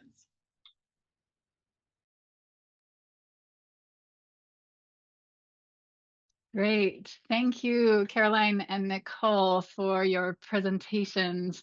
And thank you for the opportunity to serve as your discussant. I am actually going to lead with comments rather than questions, but I do hope that we will have an opportunity for all of those participating to raise their questions before the meeting is concluded. I do want to start my comments by saying how wonderful it is to be reconvened today with all of you on these 2 advisory councils and with ACL and other leaders and partners, including everybody who is listening in live or later. What a stellar group of changemakers we all represent. And hearing all of today's updates and progress across the 5 goals of the National Caregiver Strategy has provided such a clear reminder and affirmation to me, hopefully to many of us, that this is not a static report on a shelf. Like Ronnie Snyder said in her introduction earlier, this is a living, breathing commitment and a catalyst for action. And action has been taken, and much more action is still needed. And on that note, I'm so glad that we've heard the rationale for a new Goal 6 focused on a well-prepared, adequately compensated, quality-focused direct care workforce. And then we had that excellent presentation about the National Direct Care Workforce Strategy Center, that showed the myriad efforts already underway across the country to strengthen and elevate this workforce. And we've heard it all throughout this afternoon, but I want to say it again. I want to underscore the fundamental importance of incorporating a workforce-focused goal into the national strategy, because supporting family caregivers and investing in the paid caregiving workforce go hand in hand.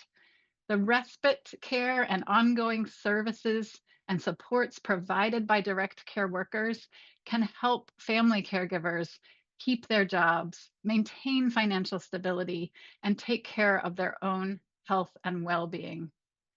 And moreover, direct care workers can play a role potentially in realizing each of the 5 existing goals of the strategy, from helping raise awareness all the way through.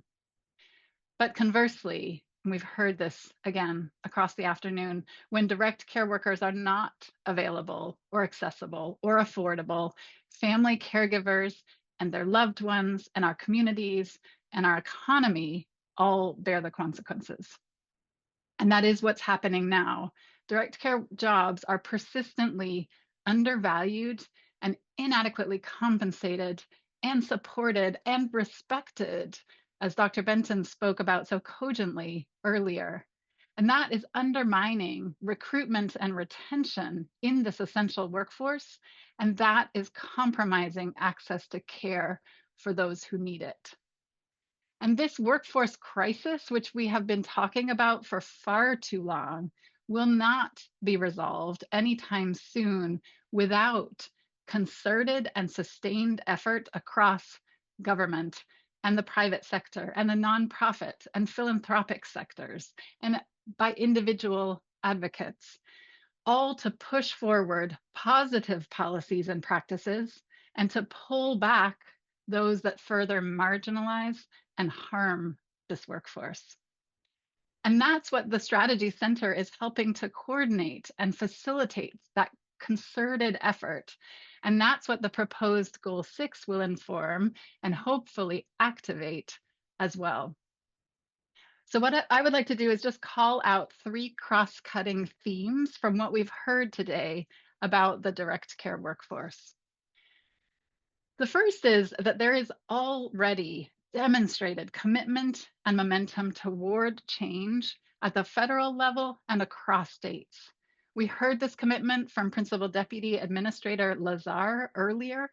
We heard just now that there are 18 states and territories currently pursuing ambitious work plans focused on the direct care workforce. So in other words, there is widespread recognition about the importance of investing time, energy, expertise, dollars into the direct care workforce.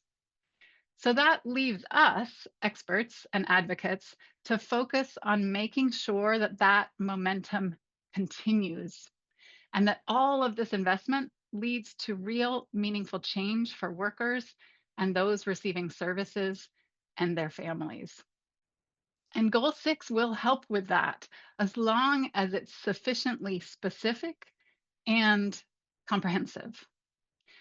And on that note, the second theme that I want to draw out is that direct care workforce challenges require comprehensive and sustainable solutions. So there is no single fix for these deep-rooted, deep-seated workforce challenges. If there was, we wouldn't be here having this conversation. And there is no single agency or department or organization that can do the fixing. Instead, as Caroline and Nicole both spoke about so compellingly, we need solutions that bring together different leaders and experts, including experts with lived experience. And we need solutions that are focused on creating quality jobs and careers and a strong, stable workforce, not siloed or short-sighted solutions that focus more on plastering over the cracks in the system. And Nicole said it really well at the end of her presentation when she talked about the reframing from direct care as just a job to a profession with defined competencies and growth trajectories. That's what we all need to be focused on. And that's what all those states featured in her presentation are trying to do in one way or another. They're trying to bring together everyone who's needed to be able to think through in coordinated ways all the fixes that are needed. And New Jersey's cross-agency led direct care workforce strategic plan is a real exemplar there. And more coordinated, comprehensive approaches are what the proposed Goal 6 aims to catalyze by emphasizing recruitment, training and career pathways, and compensation and worker protections, not just one of those pieces, but all of them. Because multifaceted solutions that focus on individual workers in all their diversity and the workforce overall are what's needed to ensure the right care at the right time for all those who depend on it. And the third theme that I want to underline is the importance of evidence, which of course we also have been hearing about throughout the afternoon. Outcome 6.4, or the agenda, I know it's been the morning for some folks on the call. Outcome 6.4 of the new proposed direct care workforce goal in the strategy is that data collection and research illuminate the full scope of the caregiving workforce and guide policy. Similarly, workforce data and evaluation are cross-cutting emphases in the strategy center's work with states and a demonstrated priority across those states and within those states as well. Because data helps us quantify the workforce that we're talking about, define and measure the challenges that we're tackling, design and cost out the most promising solutions, and evaluate success over time, or make course corrections as needed. And in talking about data, I'm talking about personal stories too, because stories in concert with numerical data help us understand and remember and respect the humanity of this workforce and the impact of each direct care worker on individuals' lives. So we need to keep collecting and leveraging the numbers and the stories to drive the investments and achieve the outcomes that benefit all of us.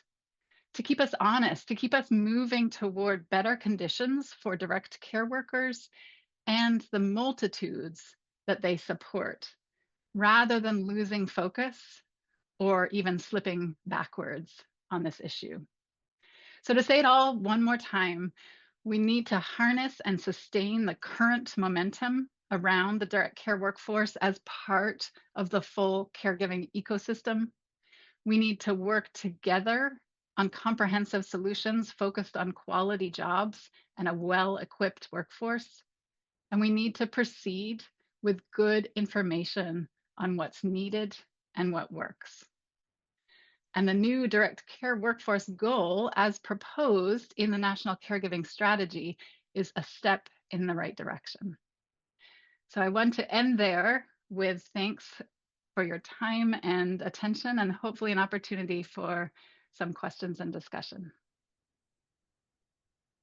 Kezia, thank you so much for all of your efforts and your investment professionally in this area over the years. Your eloquence and your knowledge and your insights are so vital to the efforts of the RAISE SGRG group, as well as I know to the Direct Care Workforce Strategy Center. You're an integral part of both. And I think before I open it up to questions, I just want to commit to everyone here that we will be working hand in glove with the Direct Care Workforce Strategy Center, with their steering committee and their members to harness as much expertise as possible as we flesh out a proposed goal for the RAISE and SGRG Council review. So more on that soon. I'd like to take a moment and thank not only Kezia for her remarks, but also Caroline and Nicole for their wonderful presentation and perspectives about the investments and commitment that ACL and its grant lead over at NCOA have committed to direct care workforce throughout the existence of this of this grant investment. I also want to solicit questions, if I can, from those members of the council. And let me just give you a moment to collect your thoughts on this. And there was a question that has come in that I did want your thoughts on. There was sort of a little bit of confusion over the stats regarding the projected growth in the direct care workforce space. I believe it's an increase of about 800,000 of new direct care workers that are needed. Is that accurate according to this attendee? I'm a little bit fuzzy on this myself. Caroline? So I was just typing in the response, so this is actually perfect. It's by 2034, and the data actually come from Kezia's organization, PHI. They put out an amazing sort of report that gives some statistics and information analyzing Bureau of Labor Statistics data, and so that's where that came from. Is from there, and it's almost 800,000, and we're sort of ballparking it, but I think you've got the exact number in the report. Great. Well, Jonathan, could I just add one point there? Yeah, jump in. Caroline, thank you for sharing that statistic. And just to round it out a little bit, we're looking at nearly 800,000 new jobs projected to meet growing demand. We're also looking at a possible 8.9 million total job openings in the decade from 2024 to 2034. Which accounts for those new jobs plus all the separations that we expect as people leave this occupation or exit the labor force altogether. But I think bringing in that 8.9 million figure gives us an added sense of the magnitude of the recruitment and retention challenges or imperatives that we face here. I know that it's only 3:35 in the east here, but I do want to talk about sunset if I can, not the actual day sunset, but sunset of some programs. I know, Kezia, and that in our last session that you were discussing on back in November of 2024, there was a lot of investment that was discussed in front of the group from the American Recovery Plan, the ARPA funds, so to speak. There's also investments in innovation in Money Follows the Person. Money Follows the Person funding runs out at the end of 2026, and ARPA funding is sunsetting this year as well, or it has actually sunsetted in some states. Where are you seeing pockets of funding coming from innovations in the direct care workforce space? Is it generally through those two programs? Is it other programs that perhaps states should look at in the way of funding? That's a great question. I think we did see unprecedented levels of investment and innovation through the American Rescue Plan Act, Section 9817, which was funds to states that were specifically focused on home and community-based services. And every state, or nearly every state, invested some of those dollars in direct care workforce efforts. And so we did see a degree of progress that was really exciting to see, and that we wouldn't probably have seen otherwise. And so there is, when I was speaking about momentum, I think that's an element of the momentum that we really don't want to lose here, is the kinds of programs that were stood up, the efforts that were made to improve training, career pathways, wages, and other elements of job quality for this workforce. We don't want to see all of that come to an end with the end of the ARPA funding. And similarly with Money Follows the Person funding. I think,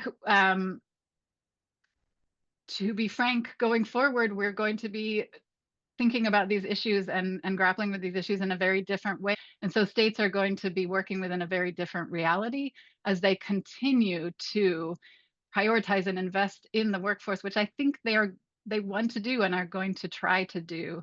And one of the directions of travel that is really, really well supported by the Strategy Center is bringing everybody in the mix and thinking really creatively about how to bring together different funding sources as well as expertise to move efforts forward. So, to be more specific about that, bringing Medicaid and workforce development leaders together at the same table to think about what are the training needs of this workforce and how can the workforce development experts kind of bring in their resources as well as their expertise to try to move forward training programs and wraparound supports for those going through training programs. So things like that, where I think we're just going to have to see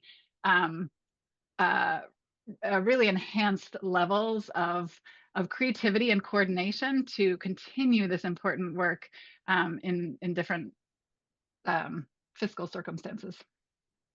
Understood, and I think it will also be a very tremendous opportunity to take a look back at the past several years to find and isolate best case practices that can be used at the local, state, or federal level. So there's a lot of opportunity there. Last call, I guess, for questions, if I can, from members of our council. Well, seeing none, Caroline, Nicole, any final thoughts that you'd like to contribute? Are we good to go? No. We look forward to working with you and answering any questions offline if needed. Thanks so much for having us, Jonathan.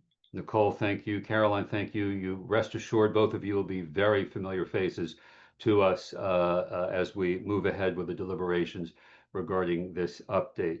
Kezia, thank you as well very much for your leadership and your continued subject matter expertise. We are incredibly grateful to you as well.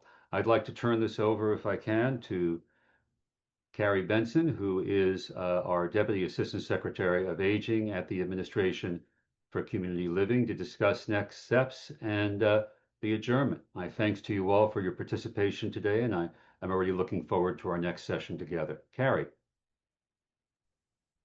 Jonathan, thank you so much. I am so excited. I hope the rest of you have gotten as energized as I have throughout this meeting today. And I have to say that even though I was worried that this meeting was maybe too long, but oh my goodness, I have just been blown away by the caliber of information provided, the discussions we've had, and I am energized and I'm so excited. As Jonathan said, I am Carrie Benson. I'm the Deputy Assistant Secretary for Aging. So here at ACL, that means I get to oversee and lead the administration on aging. And so we have a lot of pieces in the caregiving puzzle along with the rest of our colleagues across ACL. And in the Administration for Community Living, we take community living very seriously. And one really critical aspect of community living in community for all of us, is supporting each other.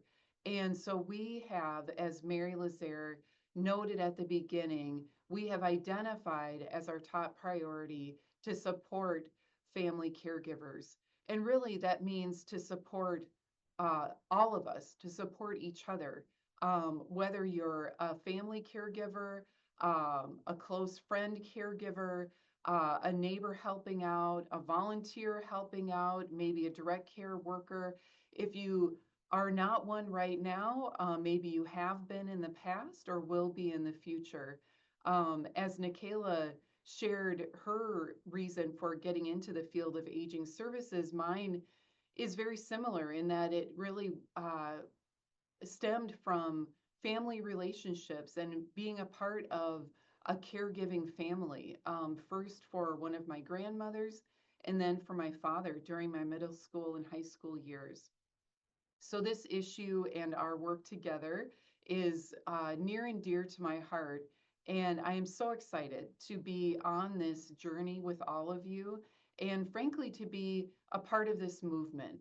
I heard a lot from the various speakers, from members of the RAISE and SGRG councils talking about action and that we need to take action, and we are taking action.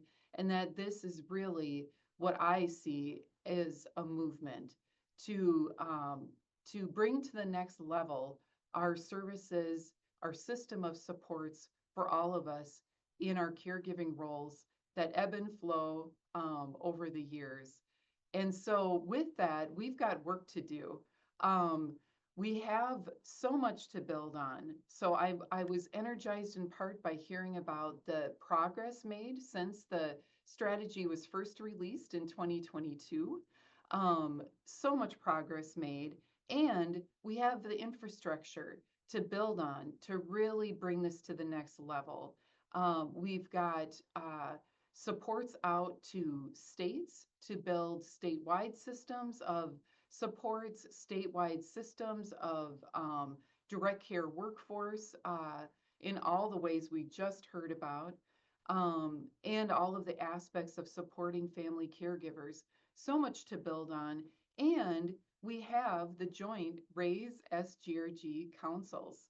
So we will be moving forward at great speed to update the strategy for supporting family caregivers. And we look forward to working with you all in doing so. The joint councils will continue their work to deliberate the potential updates to the strategy over the next few months or more. And we do tentatively plan to hold 2 more joint council meetings, public meetings, over the next handful of months. So you will be able to engage more in this process and learn along with the council members about important subjects to consider in the development of a final updated draft strategy. So mid-year, we will have information out to all of you. We will have a draft ready for feedback, ready for discussion and collective work together. But until then, we will continue our deliberations. Given that this is about all of us and this is a movement, I also want to challenge each of you to take actions in addition to what you are already doing to bring this work forward. We will continue to really encourage and catalyze your efforts to engage with others, engage in a full society approach. So to that end, I encourage you all to reach out to someone or an entity you have not worked with yet, either in the direct care workforce area or in supporting family caregivers. And then secondly, I encourage you to identify one new thing that you learned during the meeting today and find out more, follow up on that, reach out to others who can share more information. And in that way, create even more connections between the work that we all do to support family caregivers. And finally, I want to thank members of the RAISE Council and members of the SGRG Council. We greatly appreciate your leadership, your efforts in this area, and really could not be doing this without your efforts to coalesce the strategy and to lead us forward. And with that, I want to thank you all, and we will adjourn the meeting.